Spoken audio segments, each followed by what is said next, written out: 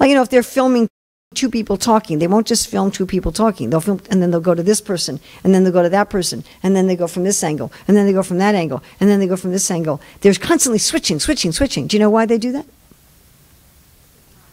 Nope. They do it because our minds are programmed to react to sudden movement as a possible threat. You know, in order to survive in the world, if we want to be safe from snakes and tigers and things like that, we need to react to some sort of sudden movement. It puts our body on alert and releases stress hormones in our brain and our body to prepare us for a danger.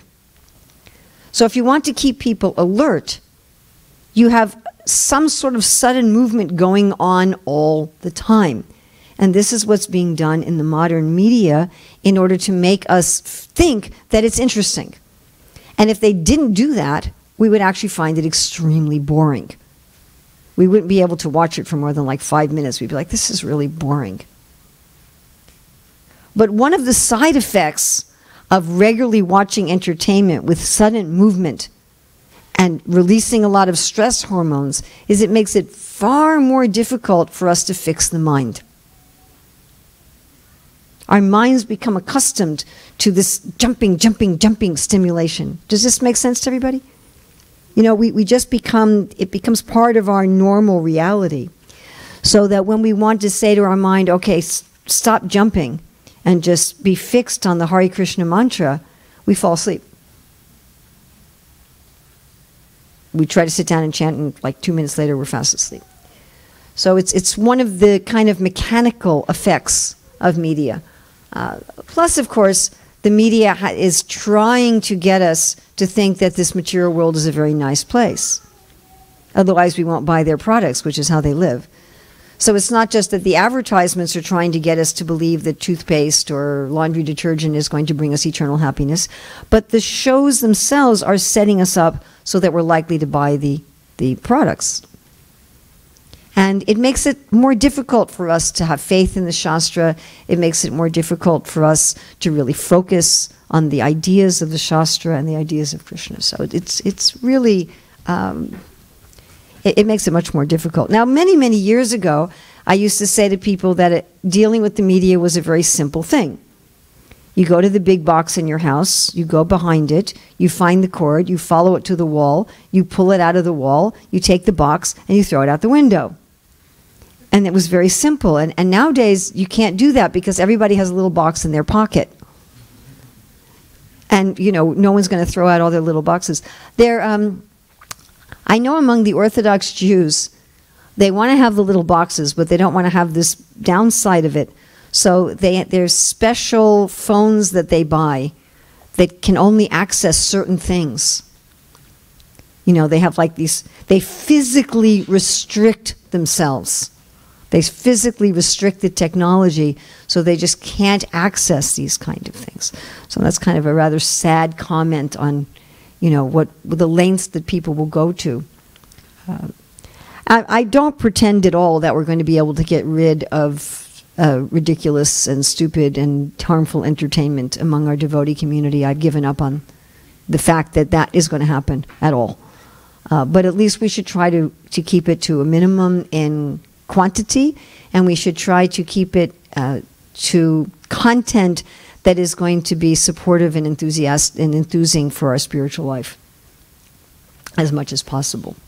So some kind of restriction of the quantity. So we're not, what is the average? The average American watches 6 hours of TV, movies, and media a day, which I actually don't understand that. Like, how? I don't understand how it's possible. I really do not understand how it is even, you know, as far as I know, everybody has the same 24 hours in a day. So I don't know. They're on a different planet and they have longer days. And that's the average. 6 hours is the average, which means there are people watching 10. How do they work? I really don't understand how that is possible. But that's the widely accepted statistics. So let's not be at the average. You know, it's really going to hurt our relationship with Krishna if we're watching TV, movies, and media 6 hours a day. So cut it down to something that's more manageable. Other things that can be done is don't go to your media until you've chanted your rounds and read something in the Bhagavatam. Something where you're restricting, when you watch, how much, and what. It was interesting when when devotees were talking to Prabhupada about television, and they were complaining about sexuality, and Prabhupada said, not only that, so much violence. So, do I really want to expose myself to things that are going to make it difficult for me to have a relationship with Krishna?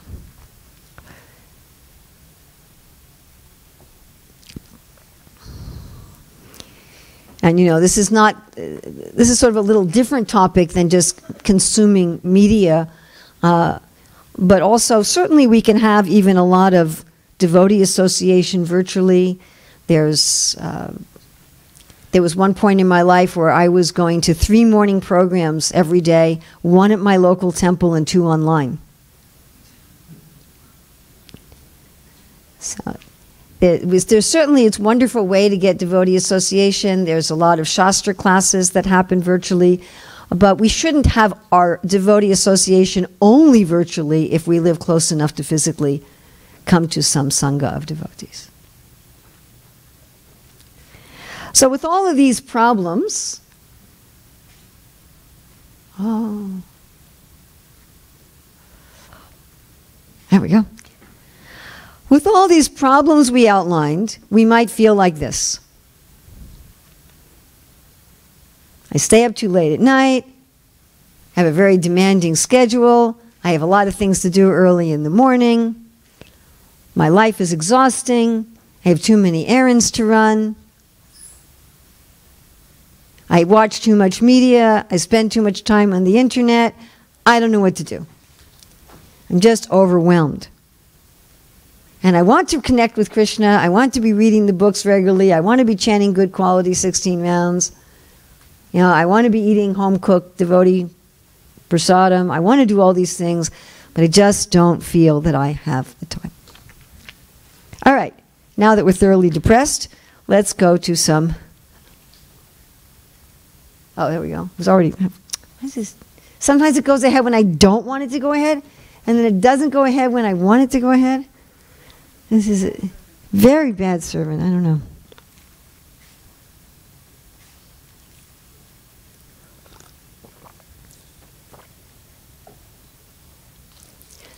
I remember many years ago, my husband saying to me, most people have enough money, they just don't have the right priorities.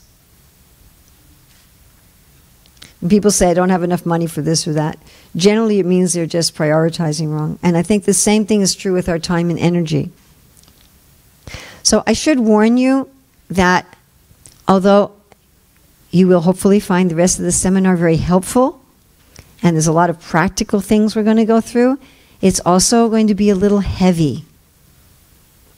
So if you don't like anything that's heavy, you probably should leave now after I've already depressed you on how difficult things are, and just go on with your life and just forget about it, because this is going to be a little heavy. So at least if you stay here, be warned. And if you don't want to be rude by walking out, you could just, I don't know, pick up your phone and text or something and look like you're still here. So the first way to solve this is with a change in perspective. To think, how much of my time and energy, and please be aware I'm using 2 words, time and energy. How much of my time and energy am I spending in eating, sleeping, mating, and defending?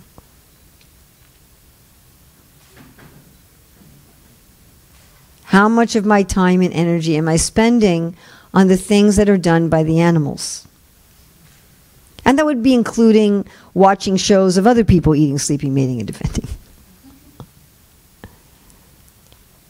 I remember, could you move a little bit since you're so tall? You just blocked a whole bunch of people.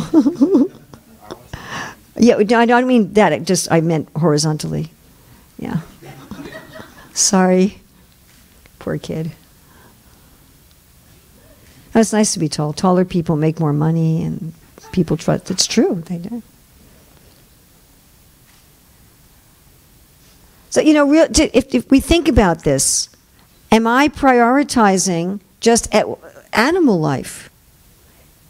I mean, when I was young, before I even had contact with Krishna consciousness, I remember thinking, I don't want to just live like an animal.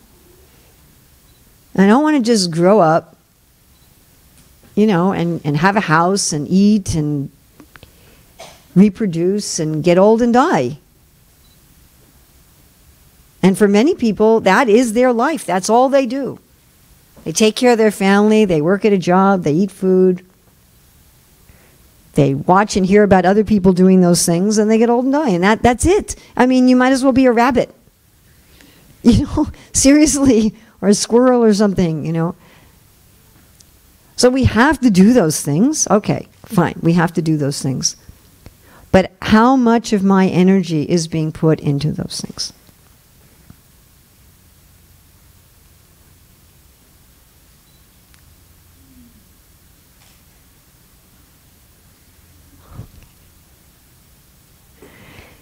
If we find that our main energy is being put into those things, then we're just trying to squeeze Krishna in here and there. So I got to do this, and this, and this. Okay, I'll give Krishna a little time here and there. A little bit for Krishna. All right, I got to get back to all my other very important things.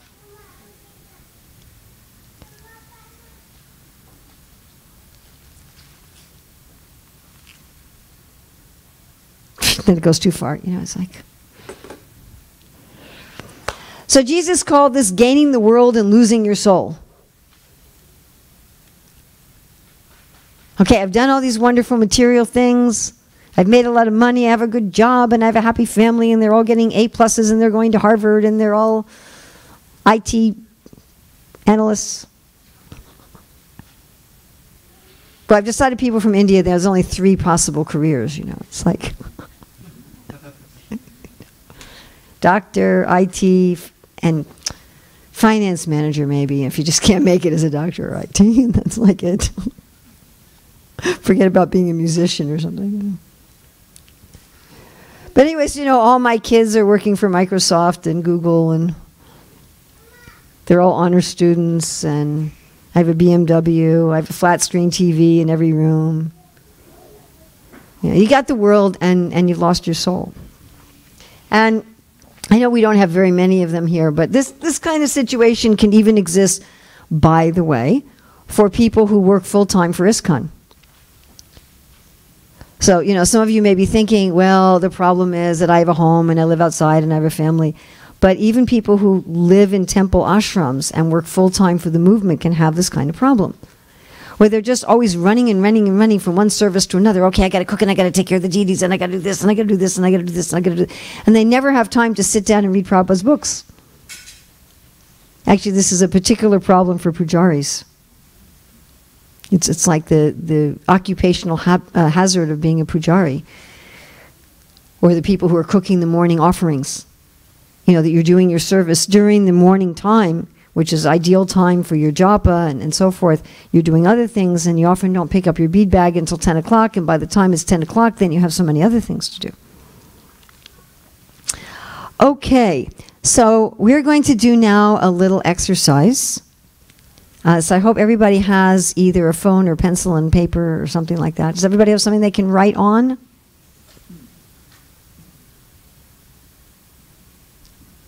This is an interactive workshop, a fun shop. Okay. So what I want us to do, here's a sample obituary here. And I want you to imagine if you were to die today, what would other people say about your life? How would they summarize your life?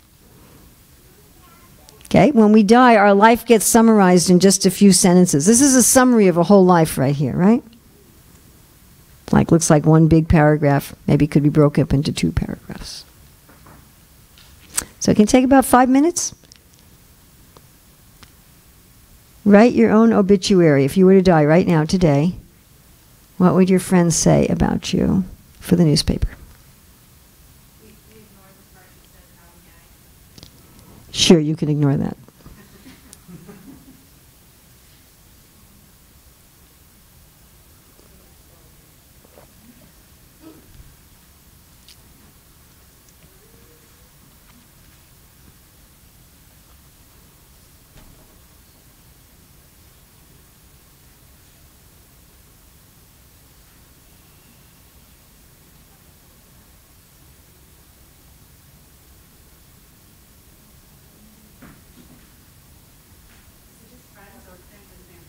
Friends and family, sure. Anybody who knows you. What would they write about you in a very brief obituary?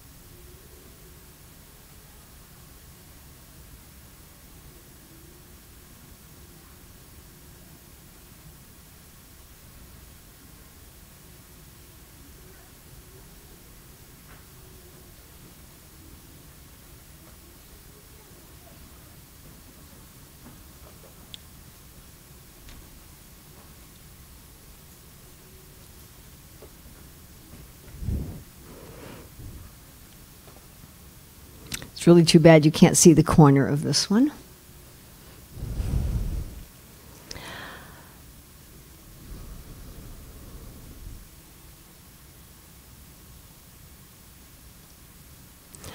Okay, now we'd like to write our obituary as Krishna would write it. So, same thing. If we were to die today, how would Krishna write our obituary?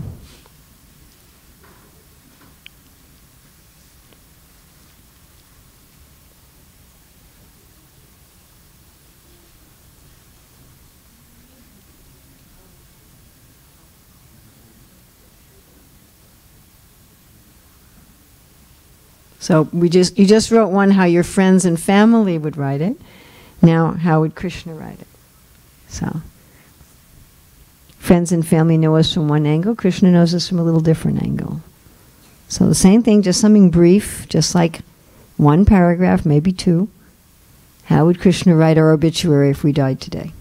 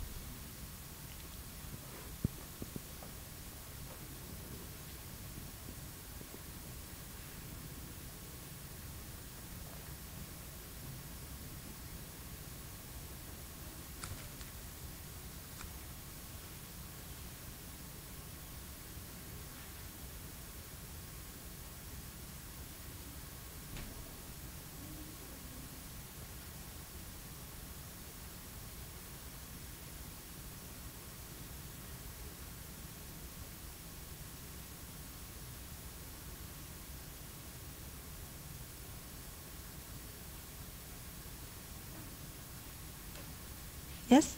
I have no idea what Just do your best. Use your imagination. You can ask Neela Madhava to inspire you.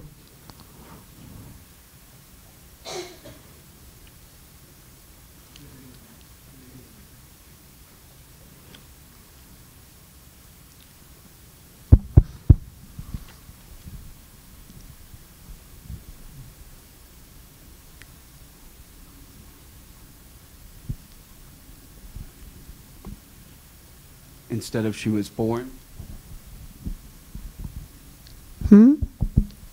Instead of saying she was born, she appeared. August 12th, 1933. Well, we're asking each of us to write our own obituary. So write your own, as you feel Krishna would write it if you died today. Of course Krishna writes. I don't know if he uses a typewriter, but I'm sure he could.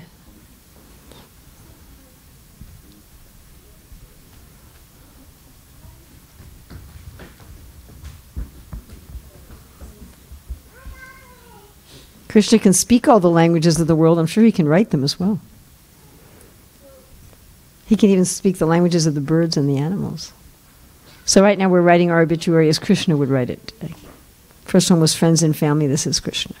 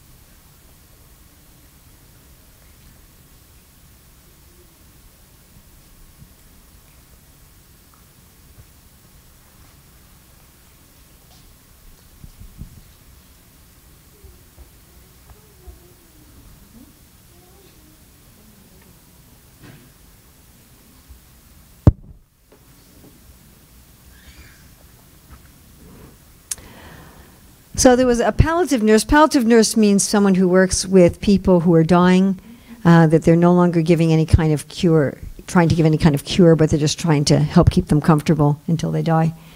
And she wrote a book called The Top 5 Regrets of the Dying. So what are the main things that people regret when they're dying?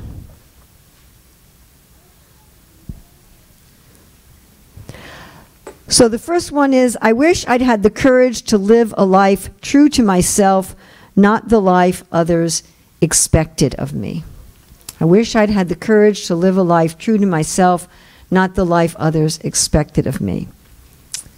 And quoting from her, she says, this was the most common regret of all, when people realize that their life is almost over and look back clearly on it. It is easy to see how many dreams have gone unfulfilled.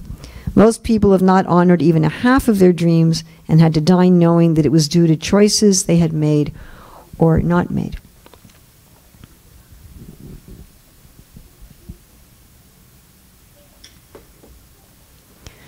I wish I hadn't worked so hard. So she said, this came from every male patient that I nursed. They missed their children's youth and their partner's companionship. Women also spoke of this regret, but as most were from an older generation, many of the female patients had not been breadwinners. All of the men I nursed deeply regretted spending so much of their lives on the treadmill of a work existence.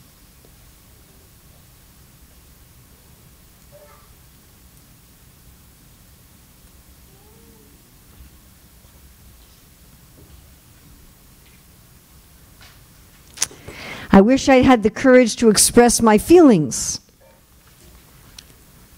She writes, many people suppressed their feelings in order to keep peace with others. As a result, they settled for a mediocre existence and never became who they were truly capable of becoming. Many developed illnesses related to the bitterness and resentment they carried as a result.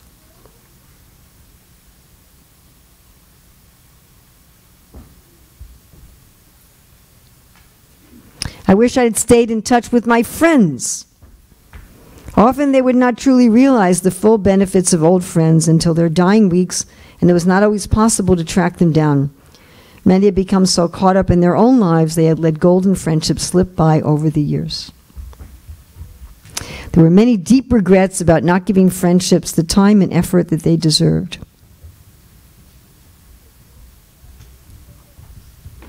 I wish I had let myself be happier. This is a surprisingly common one. Many did not realize until the end that happiness is a choice. They had stayed stuck in old patterns and habits. And with some stuff that I'm studying right now about forgiveness, one of the biggest effects of not forgiving others, not forgiving ourselves, is that we allow ourselves to be unhappy in the moment for something that happened, an hour ago or a week ago or 20 years ago.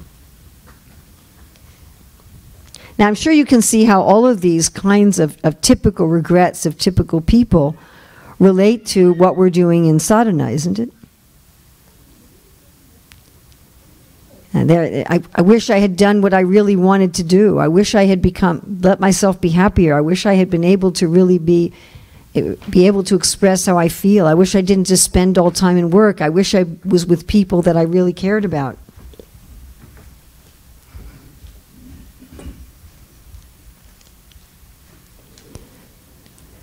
So, if we found out from a doctor today you only have 2 weeks to live, would we have these kind of regrets? Would we look back on our life and say, was I really using my time for Krishna the way that I would like to? Now, this next thing, I wish that I was together enough to actually do this physically instead of just showing you a video of it. Doing it with real objects is a lot more powerful, but I settle for a video is kind of third best.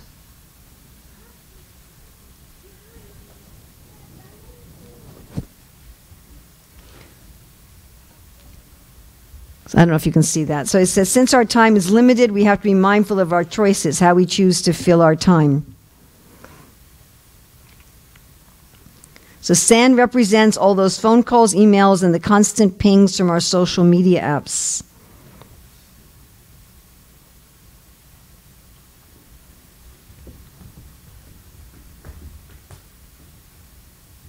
So that jar is like a typical day. The pebbles represent tasks which will have slight but manageable consequences if we don't do them.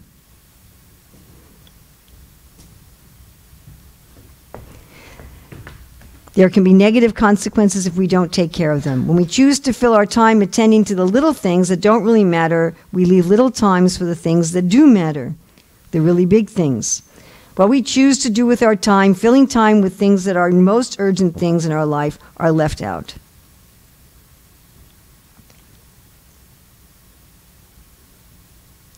You'll give time to the important things first, and you'll be amazed by what you can accomplish. Same jar, same sand, same pebbles, and the same big rocks. Put in the rocks, then you add the urgent things.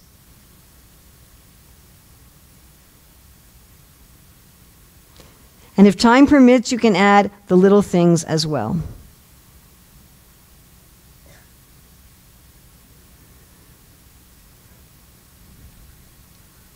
So by putting in the big rocks first, then the pebbles, then the sand, he was able to fit everything in the jar.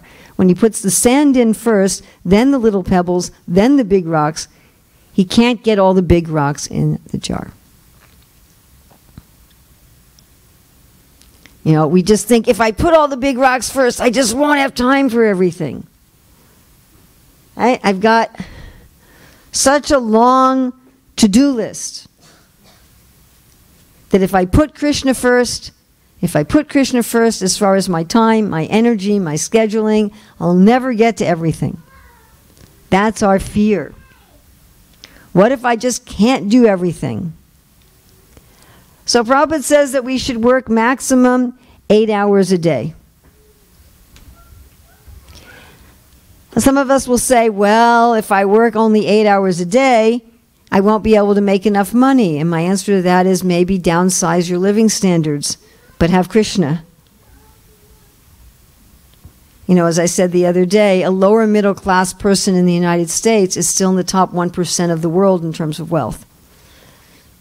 You don't have to work so hard that you're in the upper classes of the Americans. It's not, I mean, if you can do that in 8 hours a day, fine. There's no problem. We're not against wealth. But if doing that means you have no time for Krishna, you know, maybe you don't need that same level of opulence. And the thing is, of course, when you're working more than 8 hours a day, you don't have any time to even enjoy all the opulence you're working for. You know, if you're getting home so late that all you have time to do is go to bed, how do you even, once you're sleeping, how do you know where you're sleeping? You know, it doesn't matter. You're not even, you know, I knew one devotee who was working 75 hours a week. And I said, who are you doing this for? He said, my kids. I said, you never see your kids. You know, wouldn't they rather have a father? Prabhupada tells the story of one family he knew where the husband would leave for work before the child woke up and come back after the child was asleep. Prabhupada said he was there. The child was 3 years old, and somehow the father was home that day, and the child looks at his mother and said, Mommy, who is that person? You know? Like sometimes when I go to the Gulf countries, you have people there who haven't seen their family for 4 years. You know, they're just sending them money. You know, so working for this fancy house you never live in, for the family that you never see, and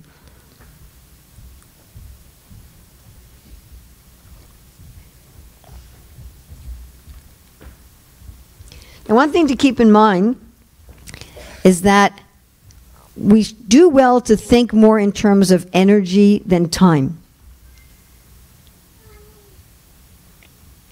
Now, we have a certain number of hours in the day, but if by 5 or 6 o'clock we've used up all of our energy, then even though we have more time in the day, we may not really have the energy to sit down and read Bhagavatam and chant japa. Does that make sense to everybody? I mean, I many times experience that I have time. It's not that I don't have time. I have time. But I don't have energy, or I don't have the right kind of energy for what I want to do. I'll be like, you know, it's only 6:30 at night, but I'm exhausted. And I can't really focus on what I want to do anymore.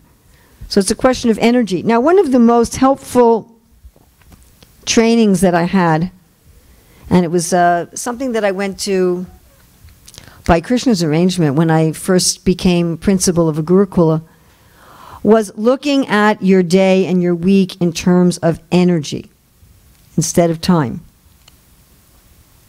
And they said, imagine it every day you start with a pie of energy. That's how much energy that you have.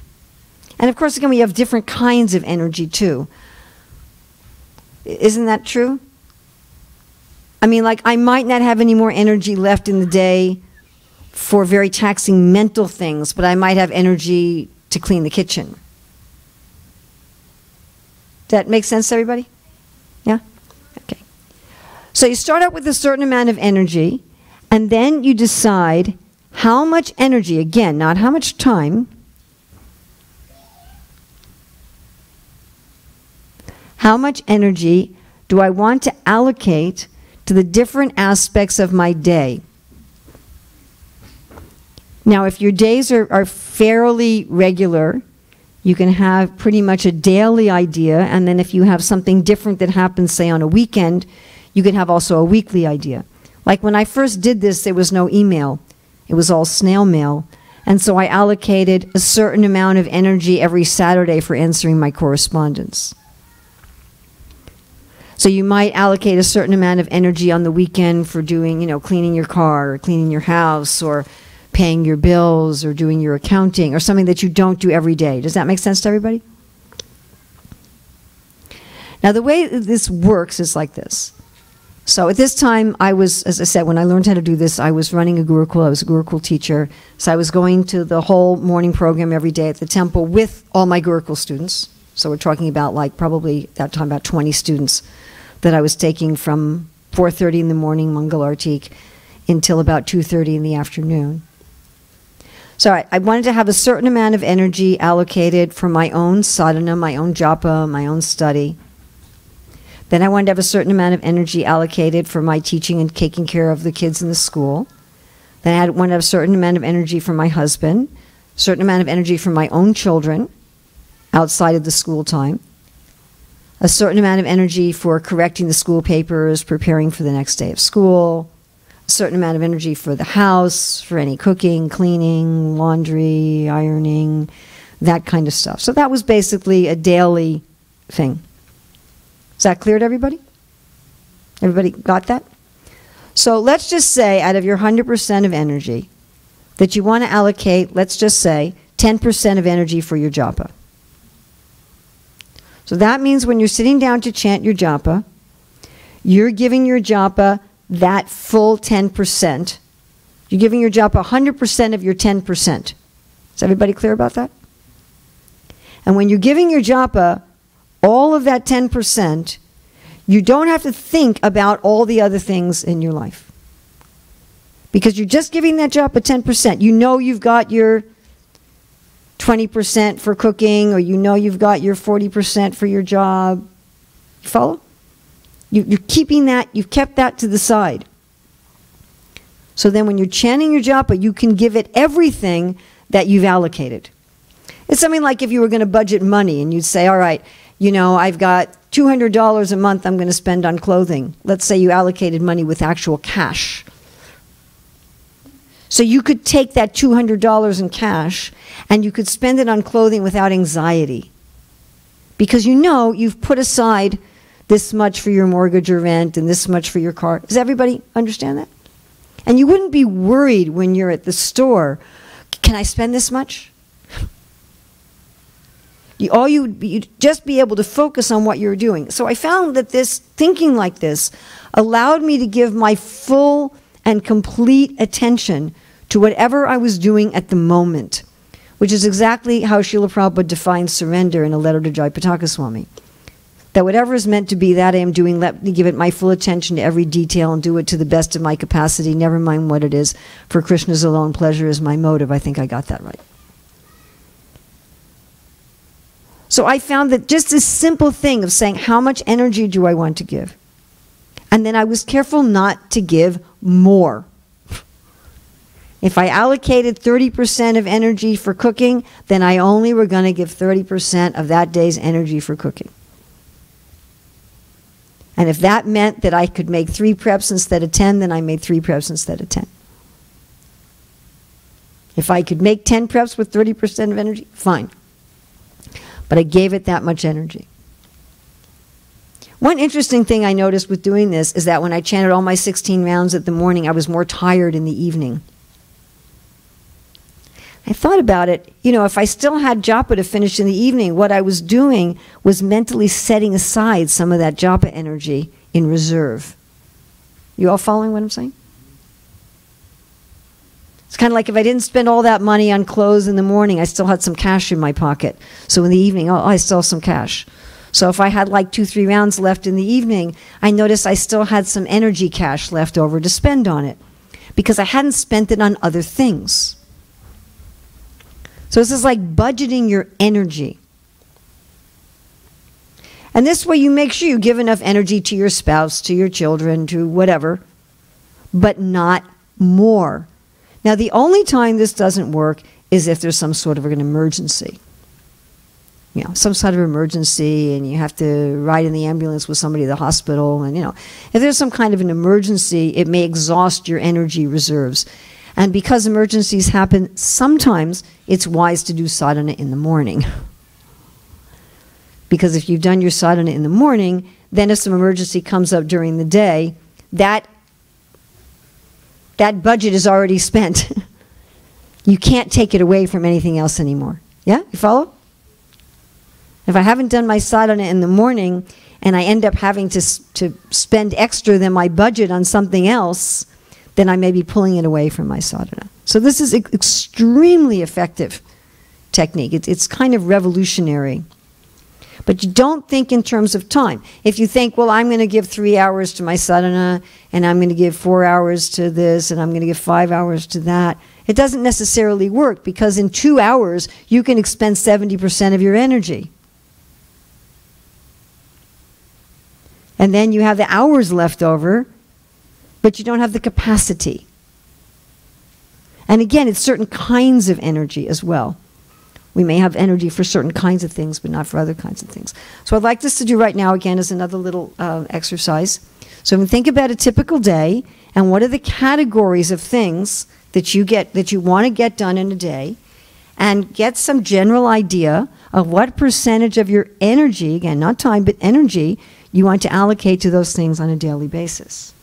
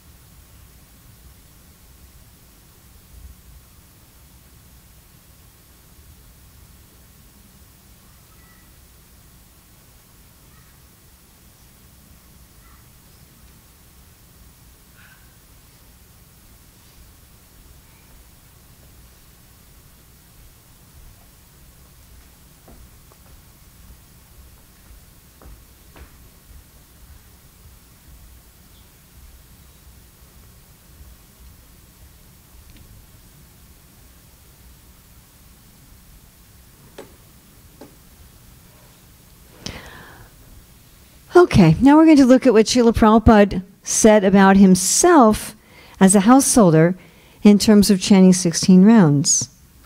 He said, when I was a householder, he said, I would chant 4 rounds before each meal and 4 rounds before retiring in the evening. In this way, 16 rounds would be chanted without difficulty. He, Srila Prabhupada, laughed and said, if you don't take prasadam before chanting your 4 rounds, then you'll be sure to get them chanted.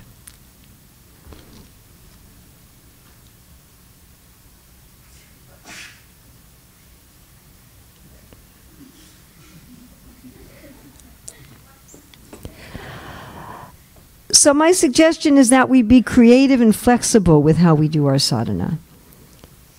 You know, Srila Prabhupada was giving a creative and flexible way to chant 16 rounds in a busy life. And we don't need to think in a very rigid way, well, I have to do my sadhana like this. And if I can't do my sadhana like this, I can't do it at all.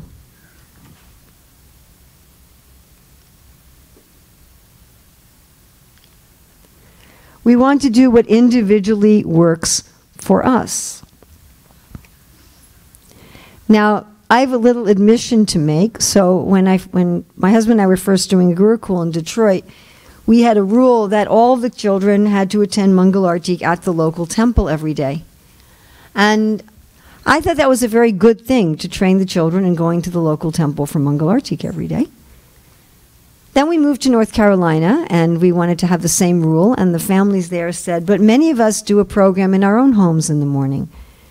And we'd like the flexibility to be able to worship in our own homes instead of coming to the temple. And I remember at the time, when we agreed to that, thinking that that was some kind of a compromise.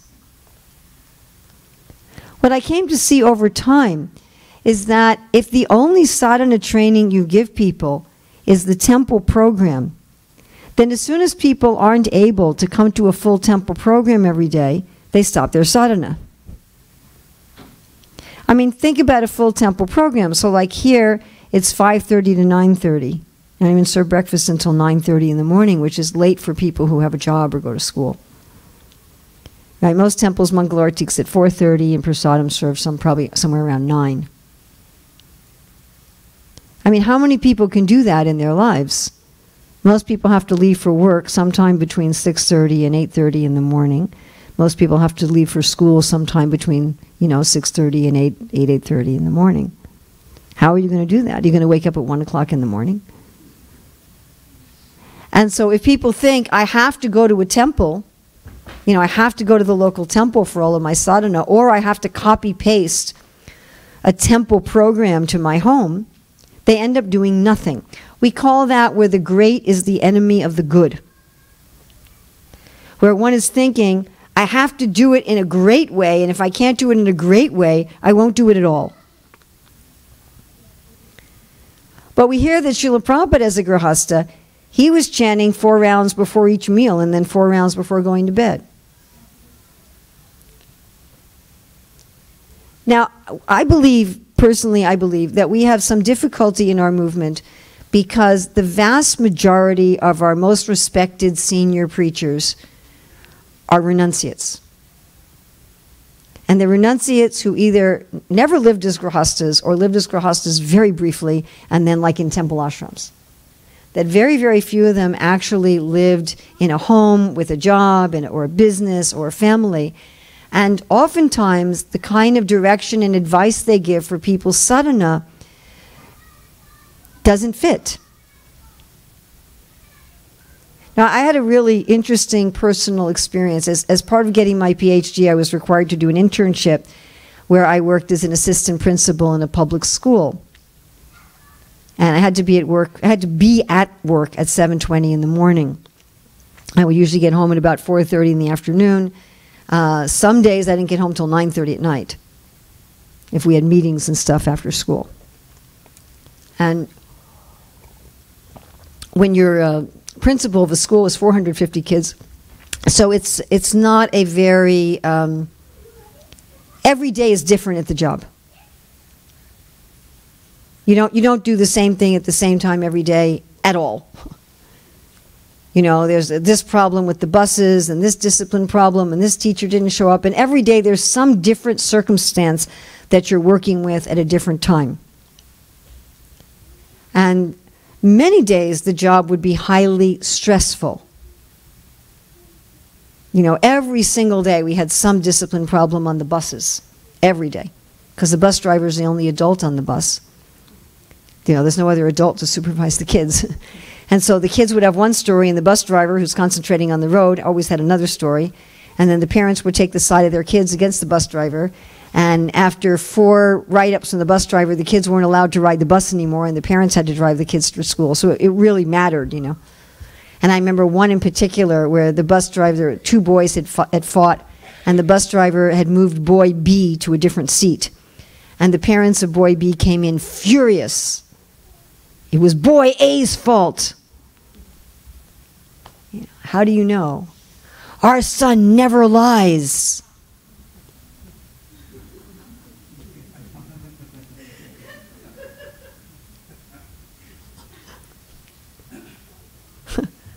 I said, well, how do you do that? We've trained him never to lie. We're talking about like an 8-year-old kid. You know. We've trained him never to lie. After they left, I looked at the other assistant principal. I said, we got to bring them in to train all the kids in the school. You know, but we had this kind of stuff going on. And it was just, you know, and I'd get home at 4:30, and I was just mentally and emotionally exhausted. I was exhausted. I wasn't getting home in some kind of a frame that, okay, now I'm going to be able to sit down and do focused sadhana. But in the morning, I had to be at work at 7:20 in the morning, which means that I had to do my sadhana very early in the morning. And then also at that time, I was writing my dissertation, and I sent out surveys to all the Hare Krishna teachers all over the world. You know, and a lot of them are in India. We have 10 times more kids in devotee schools in India than the rest of the world combined. So I'm sending out surveys to India and Africa, which meant I had to call them at 2:33 in the morning, my time. You know, and I'm calling, so did you get the survey? Oh, 1 minute, Mataji, sorry, the man is not here who got it. We'll call you back in 20 minutes. You know, it's just like, and I'm having, you know, to keep interrupting my japa every 20 minutes to make a call. And so this was my day.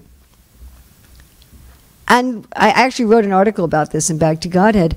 And one of the ways in which I was very glad that I had that experience was that I felt that because until that point, I'd basically just worked in ISKCON since I joined the movement. You know, everything I did was with devotees and so forth and so on. And I thought by having that experience, it really gave me a handle on what is it like to live and work in the world as a devotee. What does it mean? To really try to be a devotee, to have good sadhana on a daily basis, and really keep the devotional mood, and at the same time be competent at work and at school and family and so forth. And I saw that it required skills that most of our always renounced preachers can't even relate to. You know, I've become convinced that unless you've experienced something, it's very difficult to really have a sense about how to do it. So there's many people who will be preaching in our Hare Krishna centers about sadhana, and they'll say things like, you know, your 16 rounds are only good if you can chant them all at one time. Have you all heard this? Okay. Or another one is, your 16 rounds are only good if you don't move a muscle while you're chanting. I've heard this also. Or at least 4 rounds at a time. You're completely still like a stone. And I'm thinking, do you have a 1-year-old child? What are they going to do while you're chanting? Die? You know, it's just like, you can't do that. You've got to pay attention if you've got little children, isn't it? I guess if you're only going to chant while they're sleeping, right? But that doesn't even always work. Maybe they wake up. So parents do that. They think, okay, I'm going to be chanting like a brahmachari. And what I think a lot of the grihastas don't realize is that a lot of the renunciates don't really have lives like that either. They've got a plane that takes off at 1 in the morning. And then they're traveling for 24 hours. And they're having to chant their japa in an airport waiting room or on an airplane. You know, that it's not really that simple either. And often what's being presented is this ideal, or the people who live in the temple are often, as we said, pujaris. You know, they're often on the altar until 8 o'clock in the morning. So this sort of thing that, well, there's this particular ideal that can probably only be done by some brahmachari living in a cave in the Himalayas. And then people just say, well, I just can't do it. I just can't do it. And then they opt for something that's substandard in quantity, quality, or both. So be flexible. Be creative. Find sadhana that works for you. I mean, a lot of the things I found work for me are, for example, listening to audiobooks. So you may know that all of Srila Prabhupada's books are available as audiobooks. You know that, yes? And now devotees are recording the whole Bhagavatam with purports. I think they've gotten up through the 3rd canto. We used to have just Bhagavatam with the verses. And not only all of Prabhupada's books, a lot of books of the previous acharyas are also available as audiobooks. And, you can listen to an audiobook while you're cooking, while you're driving, right? While you're ironing, so many things. I mean, I know a devotee who memorized the Chaitanya Charitamrita by listening to it to and from work every day. And I know a devotee who memorized the whole Bhagavad Gita with purports by listening to it as she walked between classes on a college campus. She just kept listening over and over again, and she actually memorized the whole Bhagavad Gita, verses and purports. Now, not only are there audiobooks, but you can also have all the books on, all of you have that little box in your pocket that lights up and connects you with the world, right? So not only can you put all the audiobooks on them, and most of them have room for a little SD card that, can have like 64 gigs, or mine can have 200 gigs. You can also get on it written books. You can get a free reading app, like a Kindle app, that's free on your phone, and then you can get all the BBT books for free to put on your Kindle app, and you can have everything, Prabhupada's Bhagavad Gita, Bhagavatam, Chaitanya Charitamrita, all of Prabhupada's books, again, a lot of the books of the acharyas on that little box. So there you are at work, it's time for a lunch break, and you pull out your little box, and everyone's going to think that you're reading your email or something. It's easy. You read one screen of Bhagavad Gita a day. I'm going to read one screen before I eat. Does this make sense? So we can listen to lectures. We can listen to audiobooks. You can also go to morning programs, as I said earlier, virtually. A lot of temples broadcast their morning programs. I once visited a family where the family lived maybe an hour and a half drive from a temple. And every single morning, the father went to Mangal Artik in Mayapur, although he lived in New York City. Every morning he went to Mangal Artik in Mayapur. And I said, have you ever been to Mayapur? He said, no. That was really funny. So I have a lot of friends who do that. A lot of friends who they participate in a virtual morning program over the internet. We were talking about the busy housewife who's cooking for her husband and kids early in the morning. And I know people, while they do that, they've got a screen in their kitchen with a morning program on it. And they're singing the Guru Vastika along with the morning program, and they're listening to the Bhagavatam class. And maybe even they get a second, they can type in a question.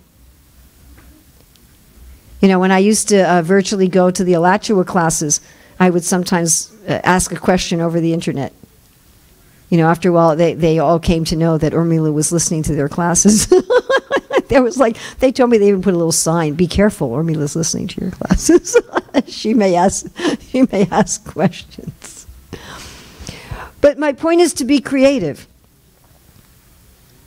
And there are now so many groups of devotees. There's groups of devotees that do virtual japa classes. There's phone-in japa classes. You can phone into a japa group and you can chant your japa with the group. So, modern technology isn't all garbage. Modern technology is also a way in which, in our busy lives and here and there and the other where, we can become part of sanghas and we can have strength for our sadhana. And it doesn't have to be that, it's from 4:30 to 9 every morning the way it's done in a temple. And please keep in mind also that the way it's done in a temple has evolved over the years. Like here you sing the Shikshastika and the 10 offenses, and we didn't actually do that when Prabhupada was here. In fact, we stuck Tulsi Puja in the morning. That wasn't something that came from Prabhupada. I remember we used to do Tulsi worship in the evening before the Sundar Artik, but hardly anybody came, and so one temple president thought, well, let's stick it in the morning. You know, in those days, everyone lived in the temple ashrams, and everyone had to go to Mangal Artik or you didn't eat. I mean, in New Vrindavan, the way it worked is you put your plate in the prasadam room with your name engraved on it before Mangal Artik. And when Mangal Artik started, they locked the door. So if you hadn't put your plate in the prasadam room before Mangal Artik, you didn't get it in there. And then while people were at the morning program, they served out this incredibly opulent Mahaprasadam to all the plates that were there. And the regular breakfast was what they called oat water.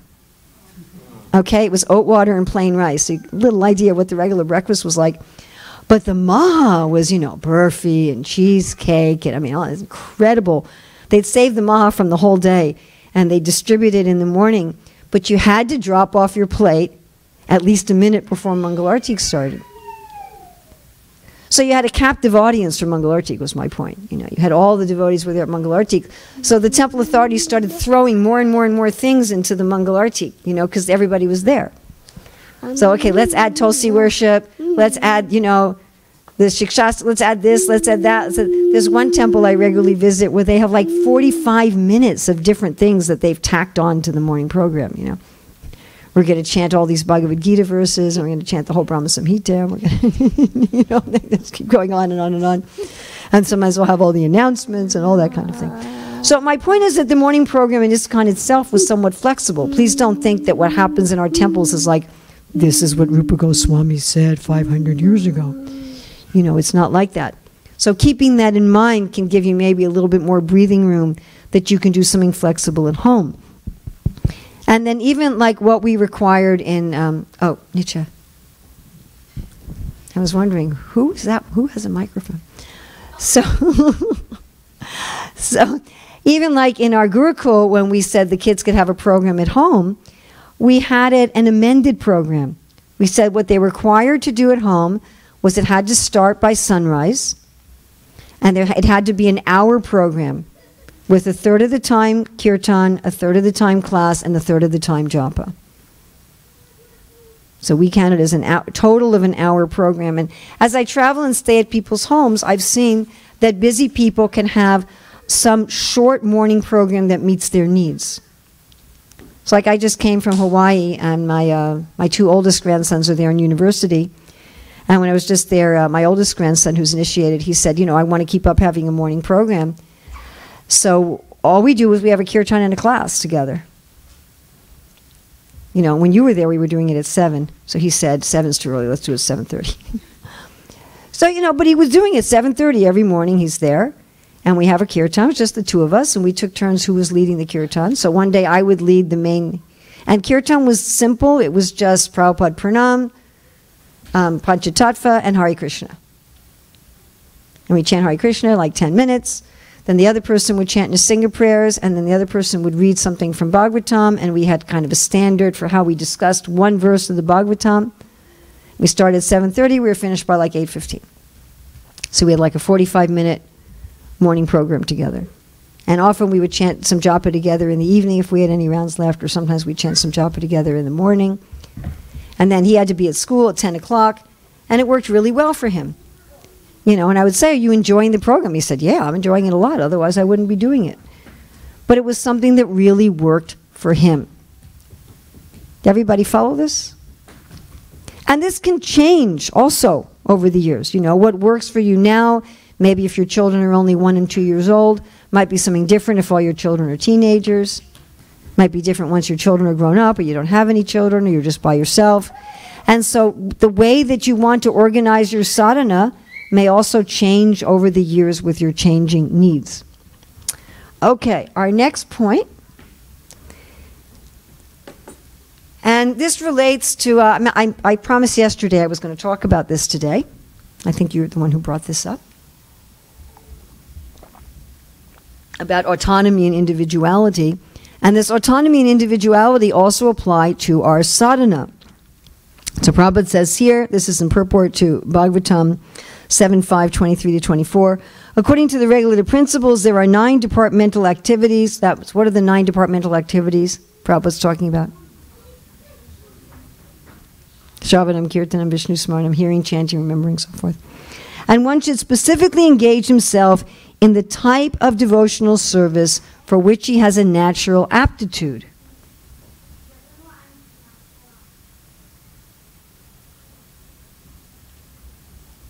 For example, one person may have a particular interest in hearing, another may have a particular interest in chanting, and another may have a particular interest in serving in the temple. So these are any of the other 6 different types of devotional service: remembering, serving, praying, engaging in some particular service, being in a friendly relationship, or offering everything in one's possession, should be executed in full earnestness. In this way, everyone should act according to his particular taste. So we have a certain minimum sadhana that Srila Prabhupada asked of us, which is minimum 16 rounds. I think it very interesting that the only sadhana vow that we take is 16 rounds. Have you ever think about that? So when we take initiation, we take 4 vows that aren't spiritual. They're just to make us human and keep us out of the grips of Kali, because those are the 4 ways in which Kali infiltrates us. Those are not spiritual. You can be a completely materialistic, atheistic person and do those 4 things. But those keep us out of the grips of Kali. Prabhupada gave us only 1 spiritual vow. 1. Only 1.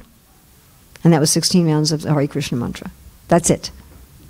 Now, there were other things he generally asked initiated disciples to do. He asked initiated disciples to rise early in the morning, to offer Mangalarti, to read his books, to eat food only cooked by devotees and offered to Krishna. He asked us to do those other things.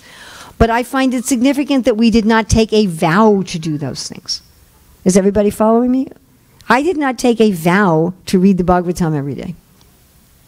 I know Prabhupada wants me to read the Bhagavatam every day. I enjoy reading the Bhagavatam every day.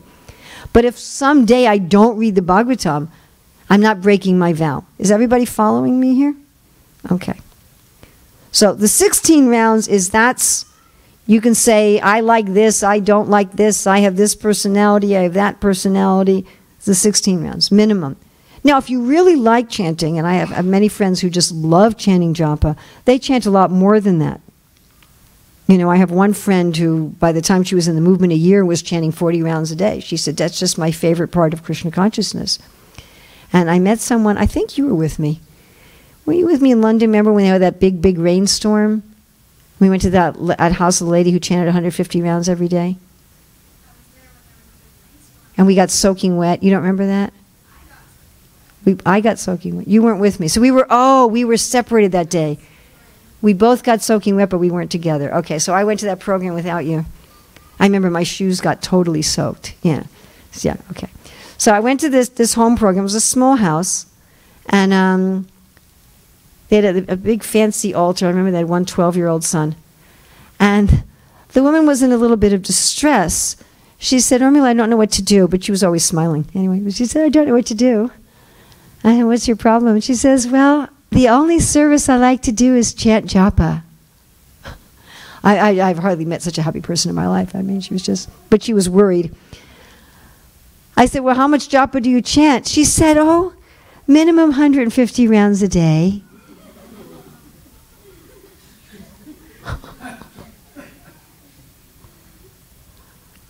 I said, why? Because it makes me so peaceful. She was just like totally on another planet. And I said, so what's your question? She said, the devotees are saying I don't spend enough time reading the Bhagavatam.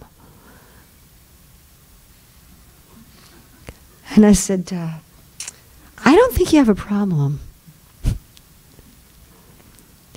She said, but I'm supposed to read the Bhagavatam, right? I'm like, yeah. I said, do you have any time in the day when you're not chanting? Is there any time at all you're not chanting? She said, well, when I take a shower and get dressed in the morning, I'm not chanting Hare Krishna.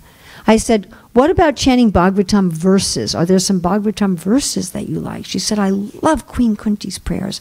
I said, why don't you memorize them and chant them when you're in the shower? And that way you're still studying the Bhagavatam. She's like, yes, I'll do that. So she was very happy. So some people like chanting japa so much that that's all they want to do practically all day and night. Other people like reading the books. I know people who read for 6 or 8 hours a day. I know people who are reading Bhagavatam and Chaitanya Charitamrita and taking copious notes. And I know a devotee who loves to write. I think he visited here. Chaitanya Charan, he's been here. Do you know he writes an article every single day? I mean, I like to write, but he writes an article every single day. And so he's published like 25 books already because he compiles the articles into books. That's really liking to write. And then I know people who are like full-time pujaris that are on the altar for 6 or 8 hours a day. And I know people who are cooking for Krishna that many hours a day. I mean, we each have our personal tastes. And then I remember one woman coming to me many years ago and saying, Urmila, I just can't read Prabhupada's books. I said, what's the problem? She said, well, I was told first I have to read Bhagavad Gita, then I have to read Bhagavatam, then I have to read Chaitanya Charitamrita. I said, okay. She said, but I don't like Bhagavad Gita. She said, every time I read it, I just fall asleep. I just don't enjoy it. I said, so do you read anything? She says, no, I don't read anything because I have to read Bhagavad Gita first and I don't like it.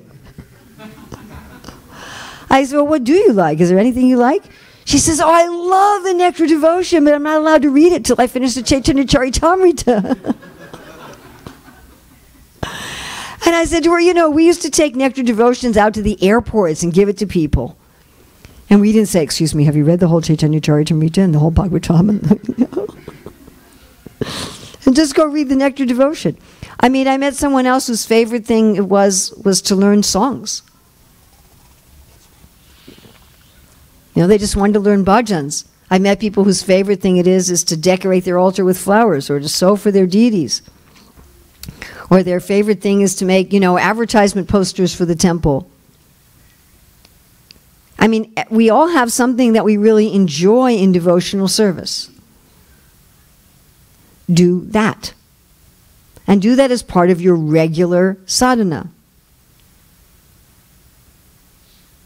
So if you want the impetus to do sadhana every day, make as part of your sadhana something you really like to do for Krishna, whatever it may be.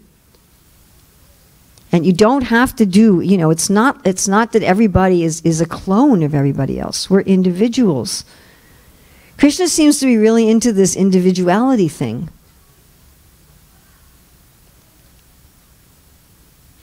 You know, when you go out of the temple today, take a look at any of the trees and see, are there any two leaves on the same tree that look exactly the same?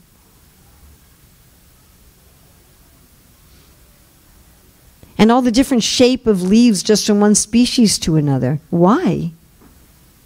There's no function. It's not that the shape of an oak leaf has a different function than the shape of a maple leaf. They're both doing exactly the same function. Why didn't Krishna make all the leaves the same shape? Why is each leaf on the tree different? Why is each snowflake different? Who looks at them? I wouldn't make them different. I wouldn't bother. You know? He makes each grain of sand different. I remember one devotee, when I was bringing this up, saying, so you're going to tell me each grain of sand is different? I'm like, yeah, look it up. I mean, seriously, look it up. Do a search on the internet. Magnified grains of sand. You'll go, wow. Not only are they each different, they're each beautiful. Do you know what sand is? Mostly? It's coral. Mostly coral and shells that have been ground up by the ocean. Beautiful. Who looks at it? Krishna, obviously. And each grain of sand is a different work of art. Each snowflake is a different work of art. And guess what? Each of us is a different work of art. And Krishna wants our service in our mood. So if your regular sadhana program is boring, Fix it. Instead of trying to force yourself to do a daily boring program, have it be a program that's interesting to you. I mean, when we decided to do a program in Hawaii, well, first it was with both the boys, and I remember saying, well, what book do you want to study? It was interesting. My oldest grandson said, well, I don't like the storybooks. I want philosophy. So I thought that was interesting. A lot of people would say, well, I don't want to do philosophy. I want to do storybooks, right? So we each have a different taste. So if you love deity worship, do regular deity worship every morning. If you really love philosophy, really spend some time on philosophy every morning. If you really love stories, really spend time on stories. And if it can't be in the morning, have it be in the evening. Have it be some in the morning, some at midday, some in the evening. What you can do with your schedule and what you love. So the 16 rounds is non-negotiable. That's a question of learning how to chant 16 rounds in a way that fits your life and your schedule, and learning how to chant so that it isn't boring and something that you really look forward to. And everything else, my dear friends, is negotiable. Everything else is something that you can do. You can figure out what you want to do. I mean, among our traveling preachers, I know one of them who's read the Chaitanya Charitamrita over and over and over and over and over. I don't know if he still does, but he used to travel with the one volume Chaitanya Charitamrita in his suitcase. Maybe now he has it electronically. And I know another one who's read the Nectar of Instruction over and over and over and over and over and over and over. We have our friend Dinabandhu. Perhaps many of you have met Dinabandhu. What does he love to do? He loves to do Padasevanam. He loves to go to the holy places. Right? Indradumna Swami loves to go to the holy places. Bhakti Chaitanya Swami. Some people don't like doing that. Some people go to Vrindavan and they just stay in the Krishna Balaram temple. They don't go anywhere. Is this clear to everybody? Yes? So have as part of your regular sadhana some aspect of Krishna consciousness that really resonates for you, that's really tasty for you. Something that you're looking forward to, that you're saying, wow, I can't wait till I do my sadhana every day. That it's not a strain to put aside some energy for it. That you're eager to put some other things out of the way in order to get to it.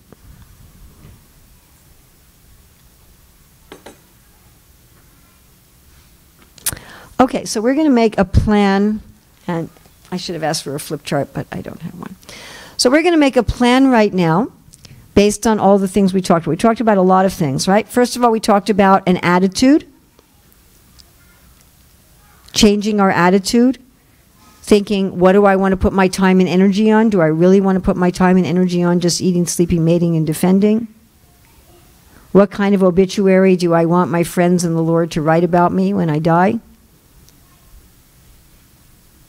How do I want to live my life now so that I'm not going to be dying with a bunch of regrets that just put me in another life to try to do it over? How can I prioritize Krishna in my life? How can I be flexible and creative? How can I do things that give me a taste? How can I allocate my energy? So we talked about a lot of different strategies. Now, it could be that some of these strategies aren't for you, and maybe all of these strategies are helpful for you, maybe some of these strategies are helpful for you. And to be careful about not doing a copy-paste. We have a lot of people who give japa retreats, japa seminars, japa books. Take from there what works for you.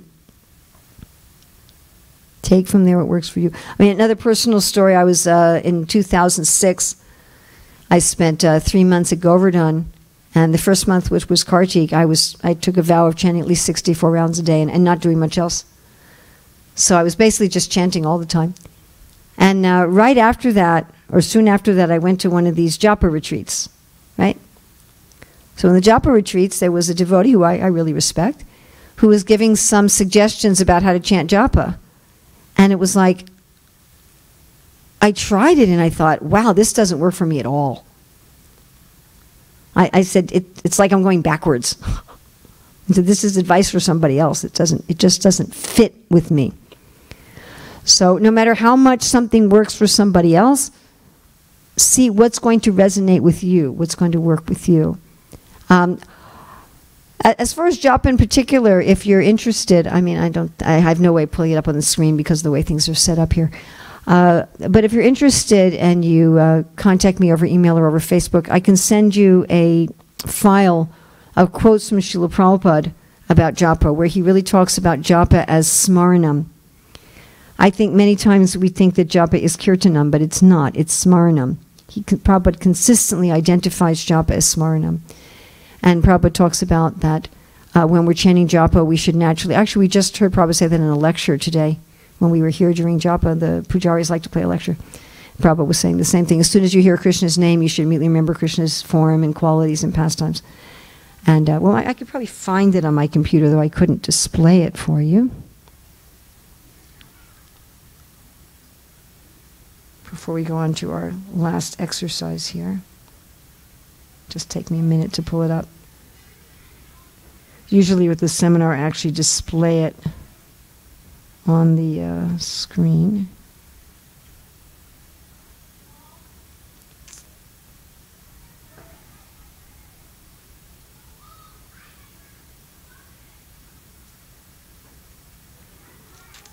So I'm just going to read a few of these.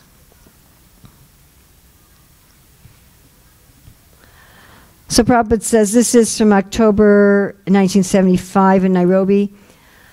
First of all, think of the deity. First of all, think of the lotus feet, then the knees, then the eyes, then the belly, then the chest.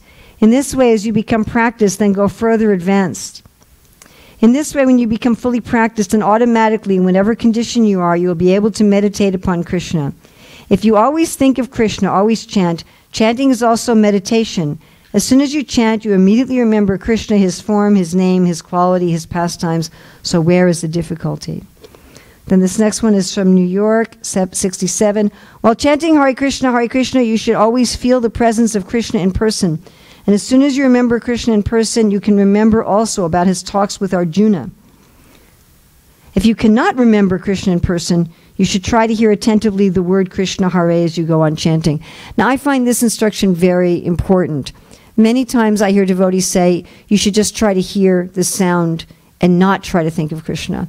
Prabhupada consistently says, when you chant, you should remember Krishna, and if you can't remember Krishna, then just try to hear the sound. Prabhupada always gives just try to hear the sound as a second best.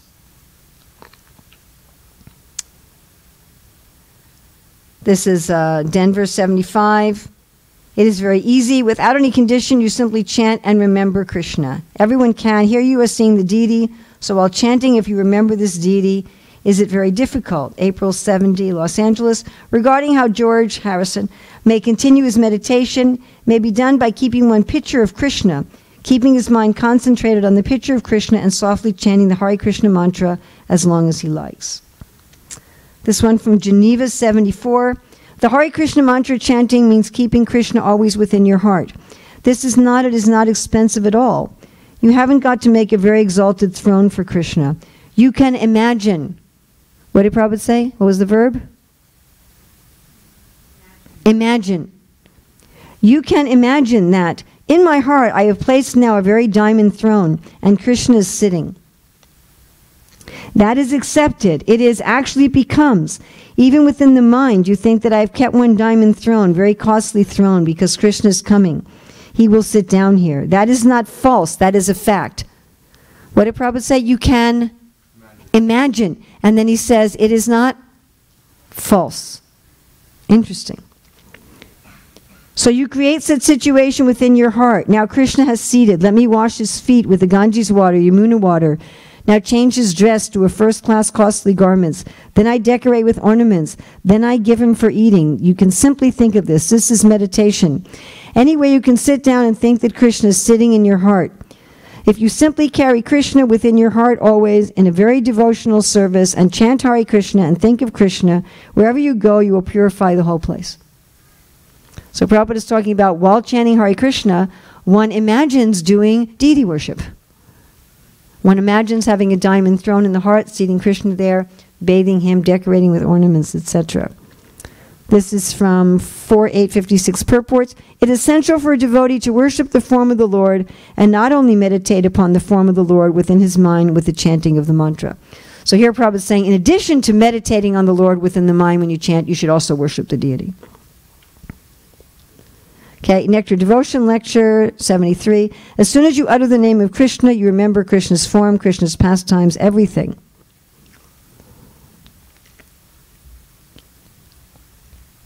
Okay, this is March 1967, San Francisco. As soon as you chant Hare Krishna, immediately you remember Krishna, Krishna's form, Krishna's fighting, Krishna's sitting on the chariot of Arjuna.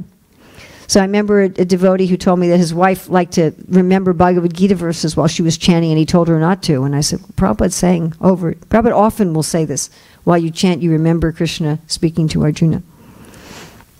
If you read Krishna book always, some of his pastimes will immediately appear in my brain immediately as soon as you chant Hare Krishna. That is required. Smaranam automatically. As soon as you chant Hare Krishna. If you mechanically chant, thinking of something nonsense, then it will be useless. And then Prabhupada has this long pause. Then he says, it will take time. So he says, if you mechanically chant thinking of something nonsense, it will be useless. And then he has this long pause. He says, it will take time. But if there is immediate remembrance of Krishna, we are hearing about Krishna so many things, reading about Krishna, why not remembrance? That means inattention. There's a very interesting definition of inattentive chanting. That inattentive chanting is when I chant Hare Krishna, I don't also remember Krishna. That means deficient in Krishna consciousness. We should immediately, as soon as we chant Hare Krishna, immediately, at least we should remember the picture that Krishna is so kind that he's become a chariot driver, his devotee Arjuna, and he is giving his instruction Bhagavad Gita. Or Krishna is playing in the forest along with his cowherd boy's friends, eating very nicely on the bank of the Yamuna, and some demon came and he is killing. And the boys are, I mean to say, encouraging him with claps. This enjoyment is going on. What is the difficulty in remembering Krishna? What for this Krishna book is there? You read it and remember it. That will make you keep you in Krishna consciousness. So Prabhupada's talking about a number of ways to be attentive in our chanting, looking at a picture of Krishna while we chant, remembering the form of the deity while we chant, meditating on serving the Lord, bathing him, dressing him while we chant, remembering Krishna's talks with Arjuna and Krishna driving the chariot of Arjuna, remembering Krishna's pastimes like killing the demons and the cowherd boys clapping and so forth. So these kind of instructions on japa, there's a number of devotees who've written books on japa. Actually, I've written a book on japa also, which is on Amazon. There's a number of devotees who've written various books on chanting. So go from them and take what you need that will help you in your spiritual life, and remember not to copy-paste. What inspires somebody else, what connects somebody else, is not necessarily going to be the same thing that connects you. And ultimately, we each need to find our own relationship. So I've given you a whole plethora of different ideas. And what I'd like us to do now is take 5 minutes. And we're going to come up with a plan, and then we can have some time for general discussion and questions. So I want us to come up with a plan as to what we're going to do. Today is Sunday. So what we're going to do in the next week, starting today if you can, and certainly by tomorrow, to improve the quality, quantity, or both of our sadhana on a daily basis. Okay, now there's some parameters for this plan. The first thing is that you want to state it in the positive. So you don't want to have as your plan, I will not space out during japa. Okay? If you start to write a negative, or, I will not eat dinner at 11 o'clock at night. So if you go to write a negative, ask yourself, what do I want instead? Is this clear to everybody? What do I want instead? Now, I'd like for this plan to focus on just one thing. Why am I asking you to focus on one thing?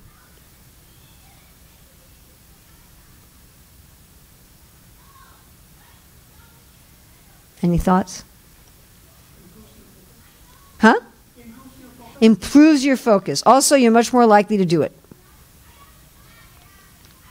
If you make some big plan for 100 things, you're much more likely to fail and get discouraged and say, I tried to improve my sadhana and it didn't work.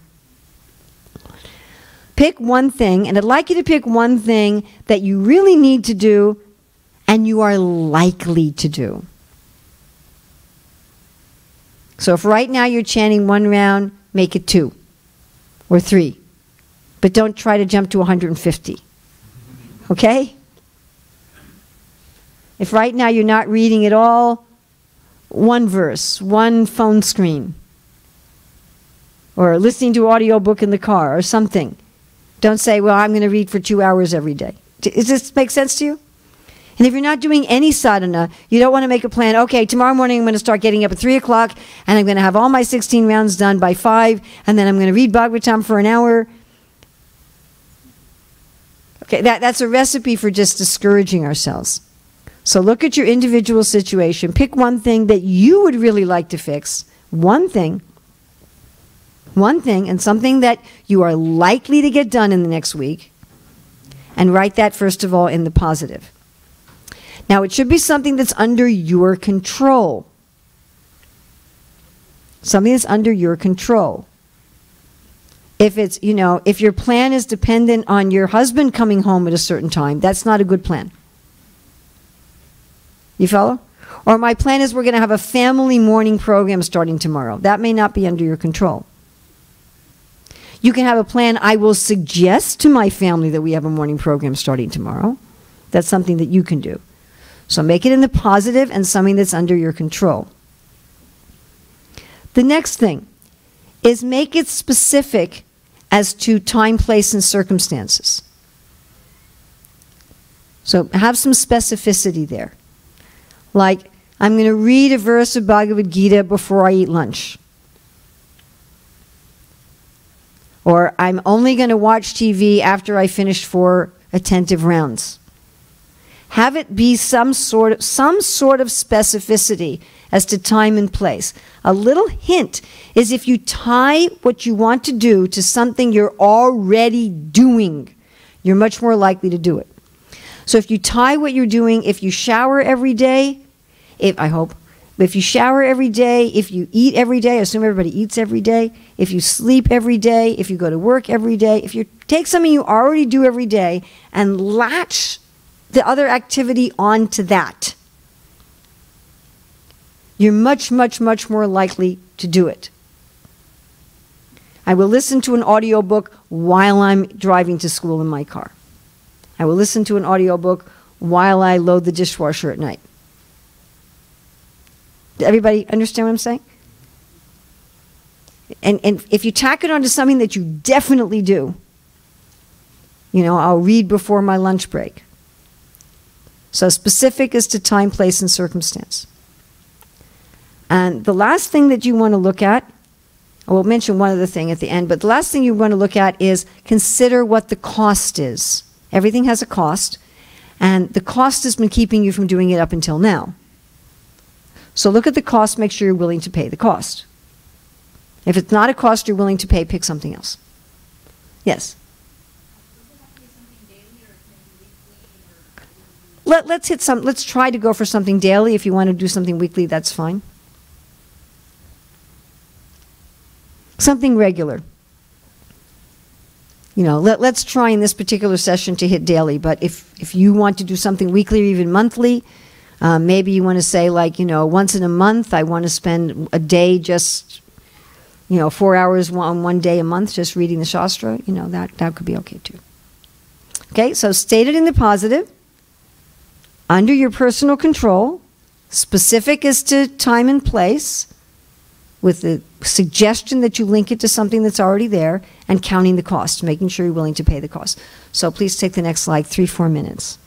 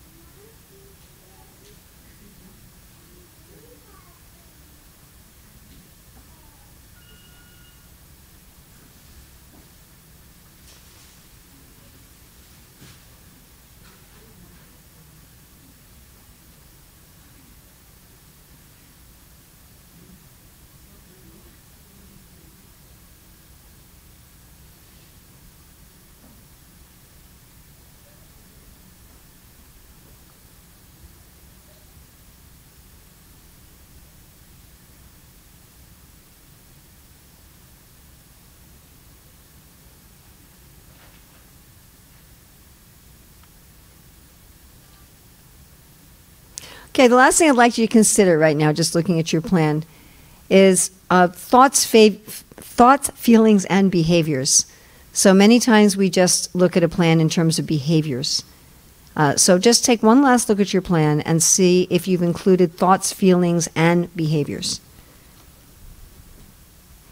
So what do I want to do? How do I want to feel about what I do? And what thoughts do I want to have?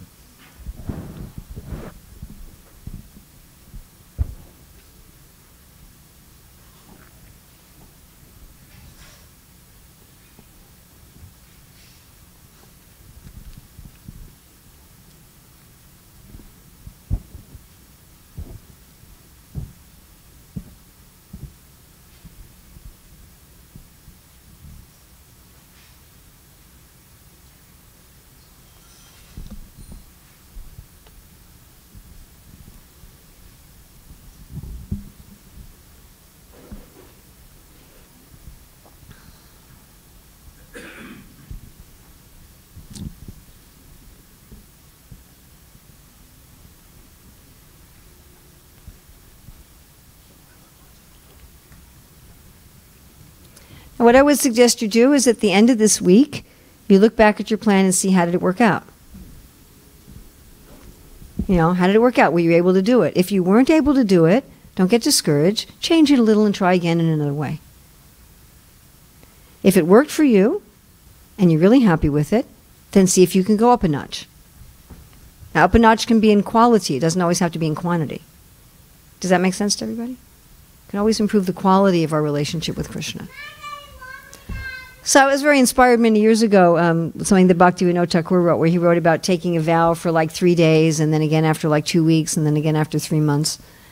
And I found those sort of things are very helpful. You know, you make a determination, okay, this is what I'm going to do for the next 3 days or for the next week, and then you reevaluate it. And you say, do I really like this? Maybe I didn't like it. Maybe I don't want to do it anymore. Maybe I want to do something else. Did I really like it? Do I want to keep doing it? Do I want to increase it? And periodically reevaluate it and keep going, so that you keep increasing the quality. And if something doesn't work, then you go back and you tweak it and you try something else. So we have some time for, I hope I've given you some kind of tool that was helpful. I hope everybody's come away with something that was useful to you. Questions, comments, corrections, additions, subtractions?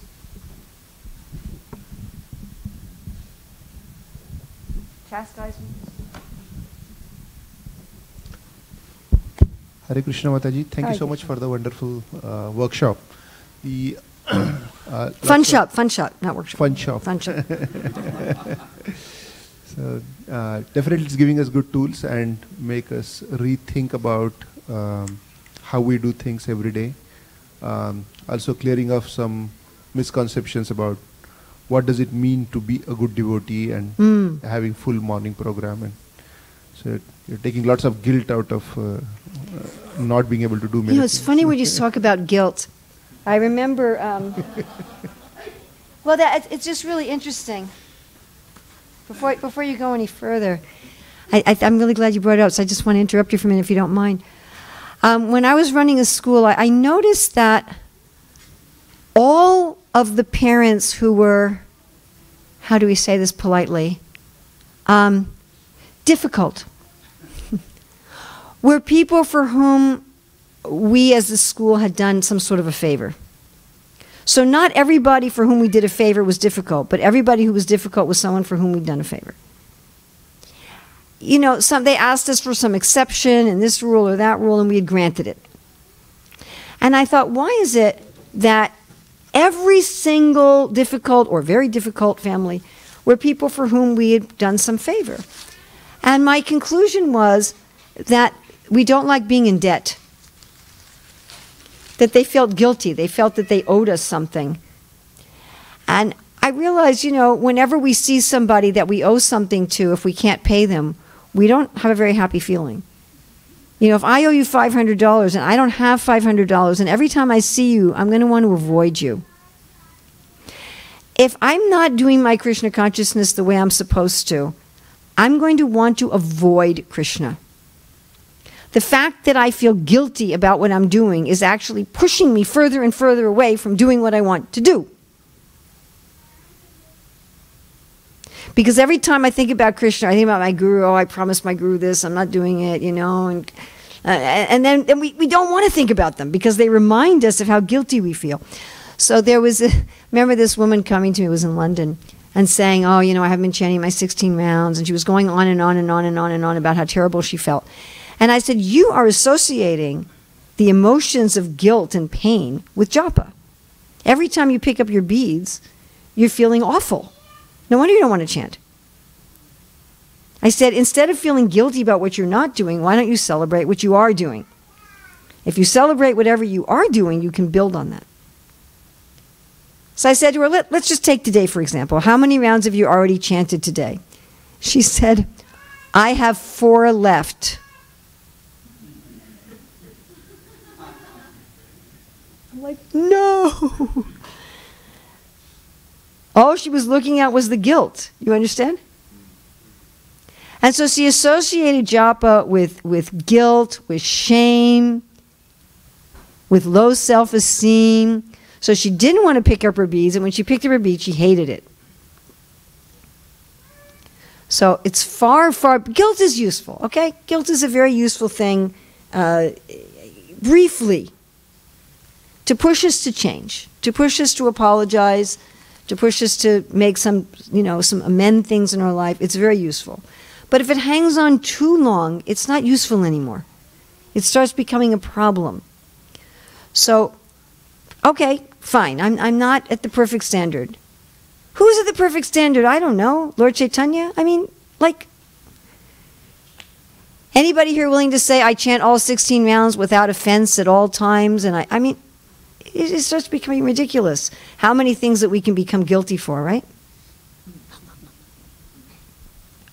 So really, really, really focus on doing things in Krishna consciousness that you enjoy and celebrate those and pat yourself on the back for them and build on the celebration and build on the good things. You want to have a link between positive emotions and Krishna consciousness. When I was in Mauritius, I don't know why I was in Mauritius, but I mean, I get this question a lot, but it was particularly in Mauritius. I got it about 10 times from different people. How do we make Krishna consciousness fun for the children? And I said, if it's not fun, it's not Krishna conscious, because Krishna is fun. So if you're not having fun, you're not conscious of Krishna. I said, I don't know who you're conscious of, but it isn't him. Because he's fun, he's playful. He's young and he's playful. So if the main emotion that you're connecting with sadhana is guilt and shame, there needs to be some adjustment to that. Does that make sense? Okay, and I'm sorry I interrupted you. I just got so enthusiastic when you brought that up. Yes, so please continue. So just to reiterate, thank you for removing the guilt.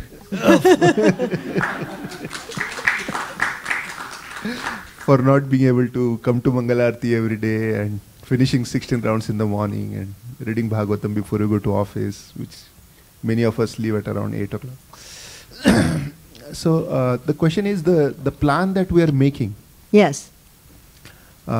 Is it better if it is done as a family together because we depend on each other? Well, but then it's not under your control. That's the problem.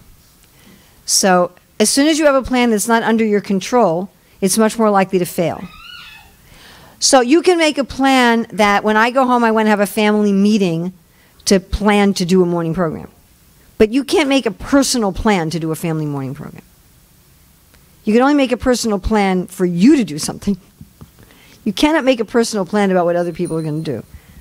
I mean, as far as I have experience, I've never been able to make a personal plan about what you're going to do. Hasn't worked for me yet. I keep trying, you know. I keep trying to plan what other people are supposed to do and what other people are supposed to be. I don't know why I don't give up on this. You know, it never works. They always disappoint me. They're like, I'm not going to do your plan, I'm going to do my plan. Oh. It's all their fault, yes. Yeah, that's another thing. When I make plans that aren't under my control, then when they don't work out, it's all their fault. Then I can hate them and I blame them for the fact that I'm not Krishna conscious. Very convenient. It's very convenient, you know. I know so many people who do this. You know, I'm not Krishna conscious because of fill in the blank. My husband, my wife, my kid, my mother-in-law, whatever, Donald Trump, I don't know. So it's like it's somebody else's fault that I'm not Krishna conscious. So make your own plan for you. But you can make a plan that I'm going to sit down with my wife and kids this afternoon and see if we can work out something we'd like to do together as a family. You can make a plan like that. But you can't personally plan the outcome of that. Does that make sense? So like I was talking about doing a morning program with my grandsons in Hawaii. So we sat down and worked that out together. Actually it started, this illustrious grandson was the one who said, I want to have a morning program every day. You remember that? And then, the other grandson said, well, I don't know, a lot of morning programs I've been to I don't even like. And I said, well, let's do one that you like. What do you want to do? And he said, I want to have a kirtan and study. What do you want to study? I like to study philosophy. Okay. Which book would you like to study? Oh, I'd like to study Bhagavatam. Okay, well, here's a study method. Do you like it? Okay, I'll try it out. And we negotiated it. And then in addition, I had my own sadhana. In addition, I had my own program. And often we would chant japa together, but not always. And then I also had my own program of worship and reading in addition to that they didn't do with me. You follow? So I had, my plan for my own sadhana, and then my plan for the plan that we worked out together for our sadhana together. Is that okay? It's nice if the whole family does it together, but, if they won't, don't hate them. And don't blame them. Thank you, Mataji. And you still go back to Godhead,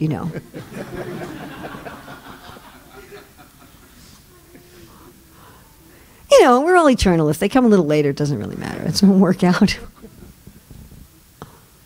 You can say, I told you so when they get there. Yeah? Hare Krishna Mataji. Hare Krishna. So when we got introduced to Krishna consciousness, all the Siksha gurus were telling what we heard was, just focus on the name, but do not imagine anything about Krishna, just focus on the name. So today I heard that while you're reading the Prabhupada's notes, so I got can you please clarify more on that?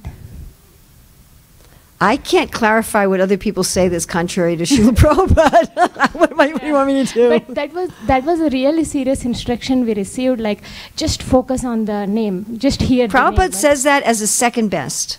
Okay. So there's a number of times where Prabhupada will give this a second best, where he'll say, I read one of those, where he said, try to feel the presence of Krishna, and as soon as you feel the presence of Krishna, you remember Krishna's name, form, qualities, pastimes. And if you can't do that, then just hear the name Hare Krishna. So just hear the Hare Krishna mantra is a second best instruction. If you're not able to focus on Krishna, and Prabhupada uses the word imagine. If someone doesn't like it, they can argue with him about it. Yeah, that's exactly opposite. Argue with Srila Prabhupada. You tell them, you don't have to tell them anything, you just smile at them. But, argue with Prabhupada about it. He uses the word imagine. He said, you imagine there's a diamond thrown in your heart. And Prabhupada's talking about imagining deity worship, which is done by that South Indian Brahmin that we read about in the Nectar of Devotion. But Prabhupada's talking about doing that while you're chanting Hare Krishna. So he's talking about while you're chanting Hare Krishna, you do that meditation, also what I find really interesting is when people say, don't think of the form of Krishna. Yeah, exactly. So, my questions for people who say that are, okay, so Rupa Goswami says, what does he say is the main rule? You're supposed to what? Come on, you all got to know this. What's Rupa Goswami's the main rule? Always? Remember Krishna. Always remember Krishna. Except when you're chanting Hare Krishna, right? Does that make the slightest bit of sense? Now that would also mean that if you were chanting japa with the curtains open, you have to close your eyes. And why japa kirtan different? So you can't have kirtan in front of the deities with your eyes open either. That's also the Hare Krishna mantra. Oh my, it can be a problem. Okay, everybody, from now on, kirtan, we're just going to stare at the floor. Don't look at the deities while you're chanting. Does that strike you as a little, maybe impersonal? Do we chant the Hare Krishna mantra looking at the deities or not? Yes? No? Yes? So you can't have the deity in your mind. In fact, Prabhupada says this the opposite. I gave some quotes, but there's many more like that. Where he'll say, you're seeing the deity for the purpose of remembering the form of the deity when you are chanting and throughout the day. That the purpose of deity worship is to fix the form of the deity in your mind so that throughout the day you can remember the form of the deity, and particularly when you're chanting. So, you know, and Prabhupada giving that instruction to George Harrison, have a picture of Krishna. I mean, some of the most amazing japa that I ever chanted. I was staying at this home of these devotees in St. Petersburg. They weren't there.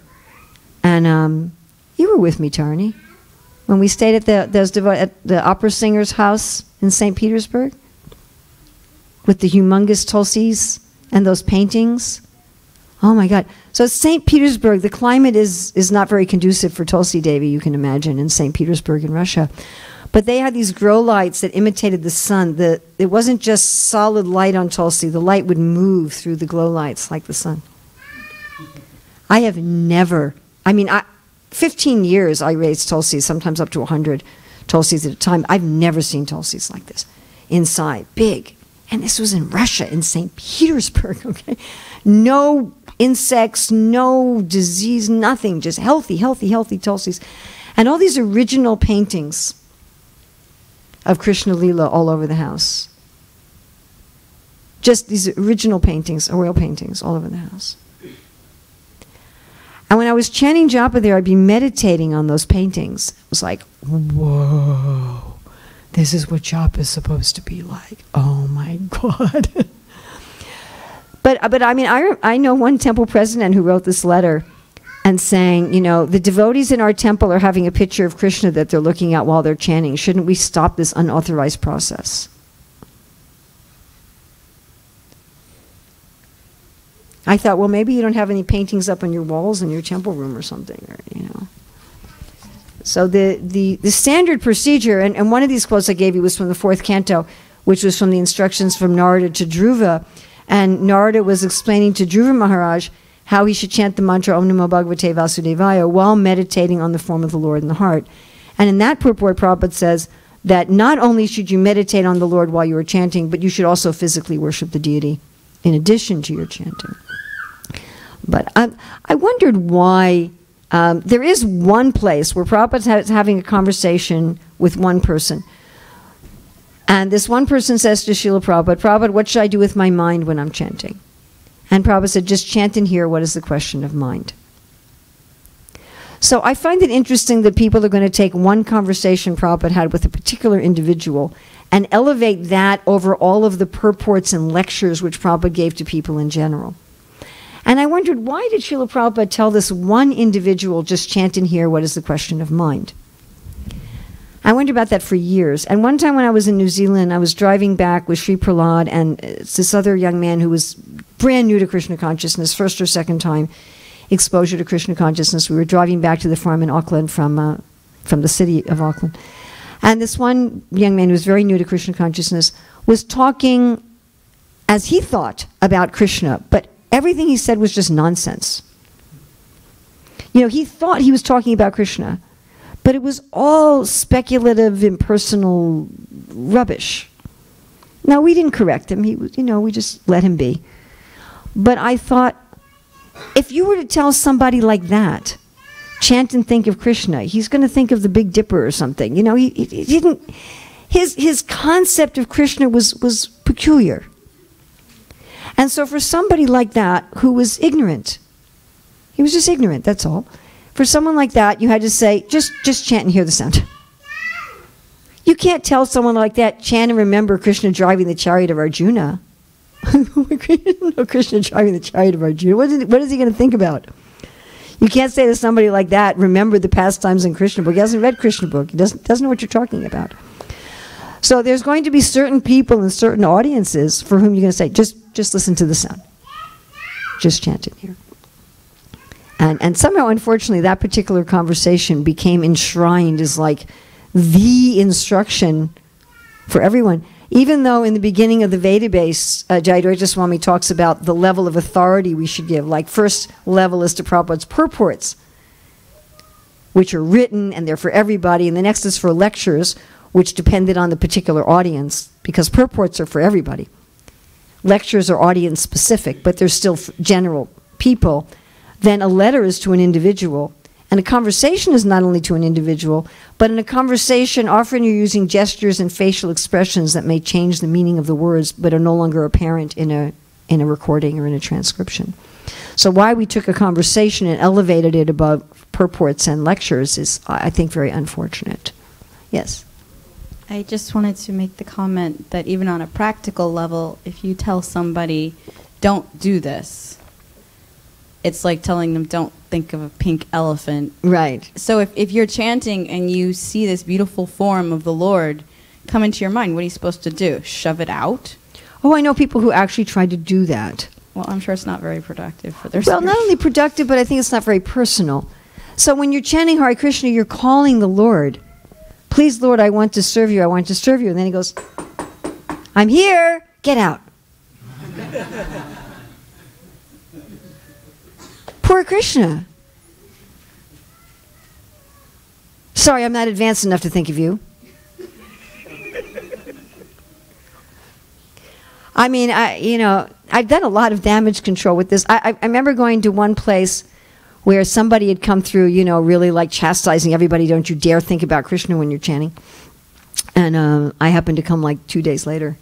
Innocently, I had no idea this person had been there saying these things, and, I brought up some of these quotes. And afterward, this devotee came to me in tears, and she said, ever since that devotee came, my job has been so dry. And I said, what did you used to do? She said, well, as soon as I chanted, immediately I just thought of Krishna and Balaram running through the pastures with their cows and calves, and I'm like, well, do that. Why should you push Krishna away? I mean, even in ordinary life, if I start talking about my mother, in my mind I see her face. I remember some of her qualities. I remember some activities I had with her immediately. As soon as I say my mother, it's not just some sound. It's connected with the person. Why not with Krishna? Hare Krishna Mataji. Yes. Hare Krishna Mataji. I think you already answered some of the question I was about to ask. Okay. In the japa. One more question is, when we are doing a japa, one more thought always comes in my mind, whether we can read the Bhagavad Gita at that time. No. Maybe. You can chant 24 hours, okay? So you can chant Hare Krishna 24 hours. You can also chant while you're reading. Okay. In fact, there's a famous story of a devotee named Krishna Priya who was always chanting Hare Krishna, and she attended a Bhagavatam class, and she was chanting silently, and this is a few hundred years ago.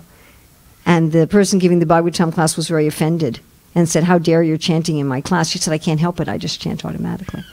So one can be chanting 24 hours a day, but we're supposed to have some concentrated meditation time.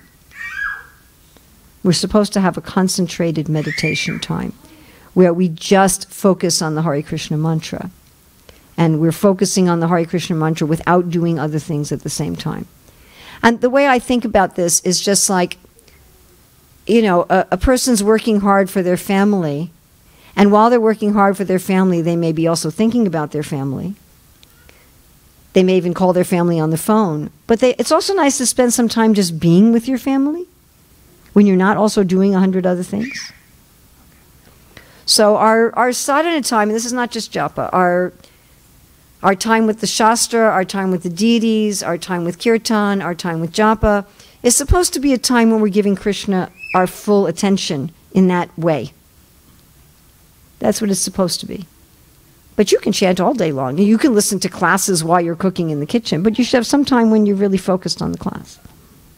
Does that make sense? Yeah, and the second question is, when we are chanting, by closing the eyes, I understand we will take into the imagination world.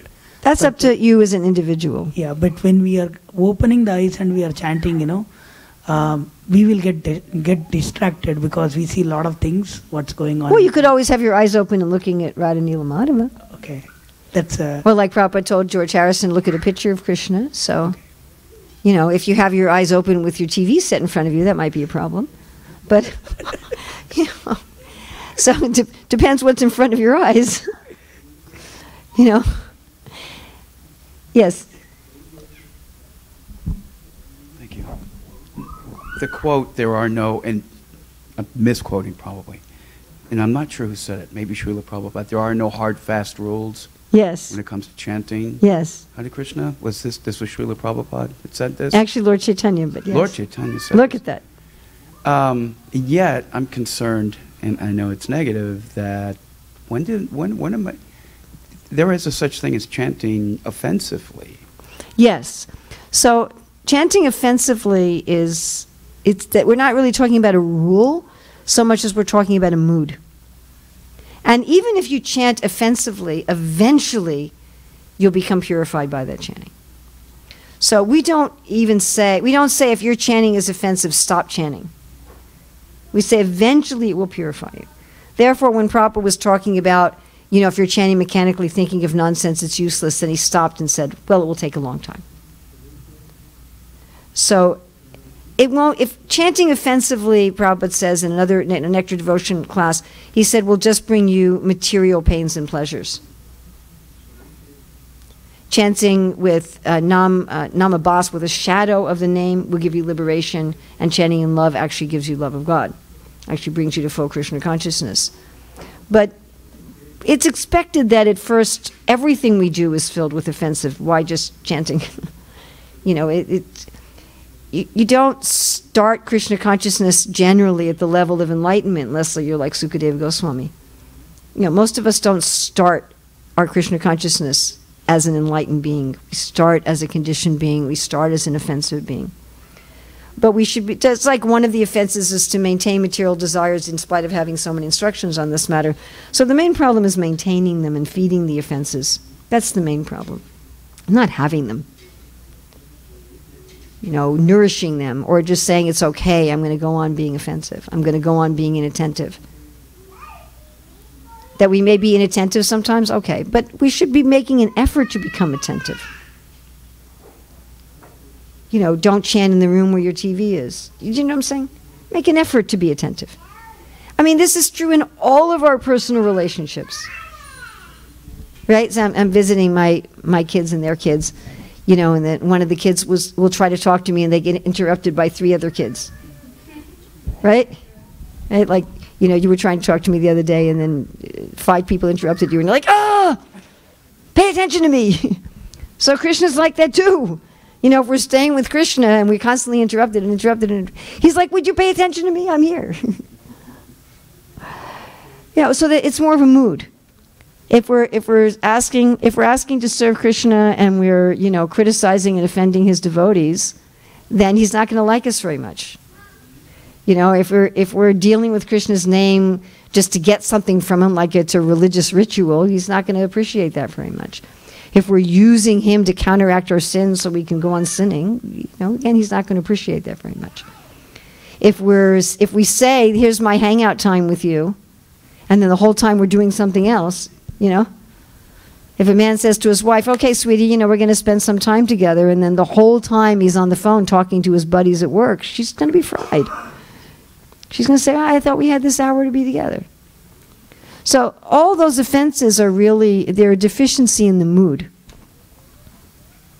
The whole purpose of chanting is I'm trying to reestablish my loving relationship with Krishna. So they're not exactly a rule. And yes, we should be very careful about someone who says, you have to imagine a diamond thrown in your heart. It's not like that. Do you follow? Okay, I'm going to sit down and mechanically imagine it. Then Krishna's like, no, not like that either.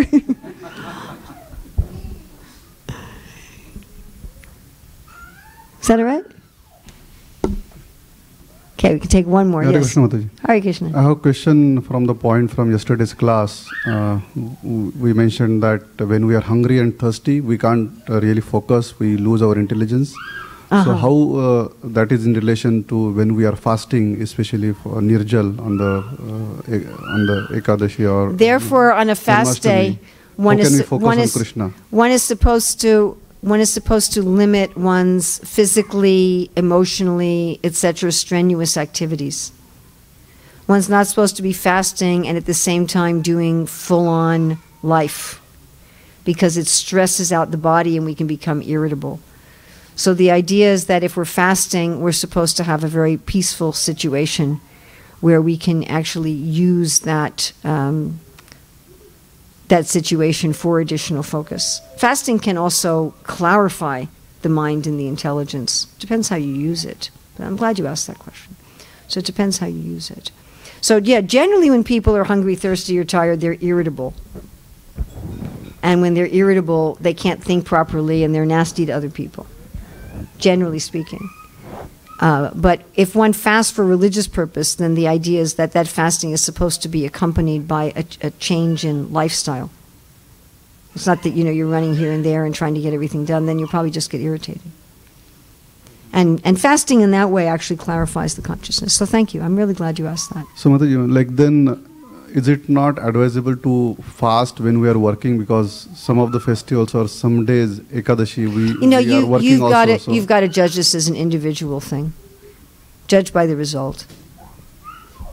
You know, if you're running around active and because you're fasting, you're snapping at everybody in your environment, then go eat something. You know, you got to judge by the result. If you can do it and you can be peaceful and you can be happy and you can deal with everybody, then great. It's not a rule. You know, you've got to see by your individual self. Just like Prabhupada said that with Bhaktisiddhanta, if he saw the devotees that by fasting they were weak and they couldn't go out and do any preaching, he'd say, go eat something and go preach. So that you have to see yourself. You know, but if you can fast for Krishna's pleasure, and you're deliberately fasting. Also, I think deliberately fasting is a little different than when you're not deliberately fasting and you're hungry and thirsty. I think the mentality is a little different. At least my experience is that it's very different. If I expect to eat and I'm planning to eat and I haven't eaten, then I tend to become irritable. But if I'm planning on fasting and I'm doing it as a tapasya, then I find that I become more peaceful. So I see also some of the sankalpas involved there. But you have to judge. I mean, it's just like some people, Prabhupada talks about doing regular fasting on Ekadasi will improve your health. And for many people, they find that doing a nirjal twice a month improves their health all the time. Other people, it makes them sick because of their particular body. So you have to see that for yourself. That's not something you can give a general statement about. So I think we should end here. I want to thank you all very much. If any of you wanted to get our new book, Essence Seekers, we did run out. We had just 20 books. We are going to arrange to get some in the shop. Yes, I'll talk to you about that. Also, they're available on Amazon in print and Kindle and soon to be Audible. Srila Prabhupada ki jai.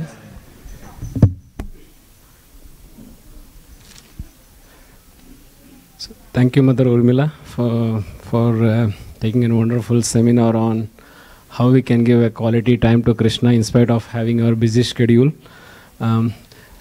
Just one thing I wanted to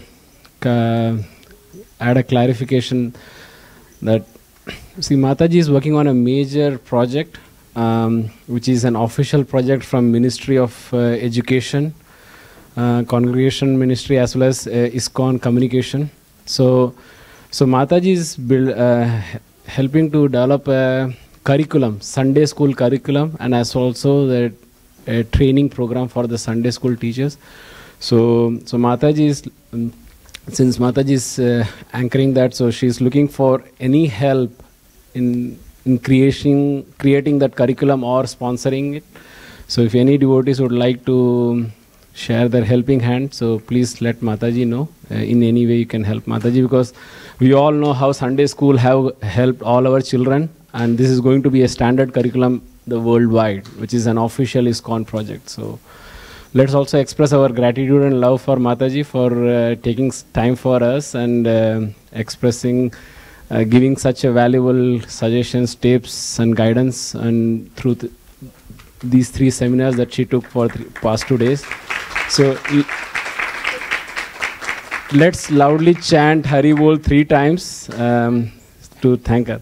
Hari Bol, Hari Bol, Hari Bol. Thank you all for engaging me in some service.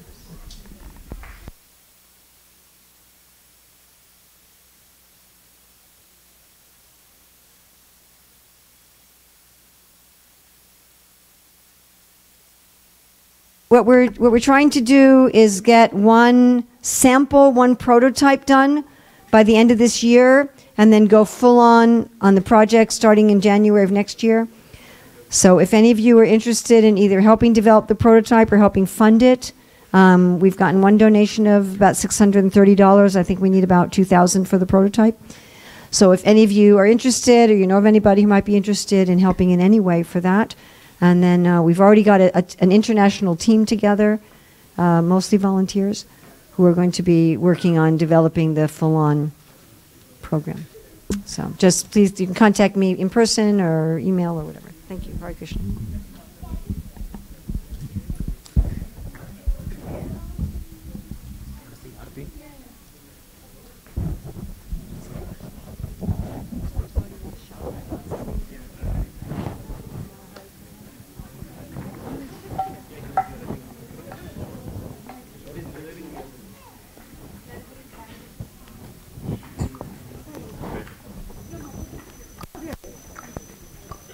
Namo Vishnupadaya Krishna Prasthaya Bhutale Srimate Bhakti Vedanta Swami Iti Namine Namo Vishnupadaya Krishna Prasthaya Bhutale Srimate Bhakti Vedanta Swami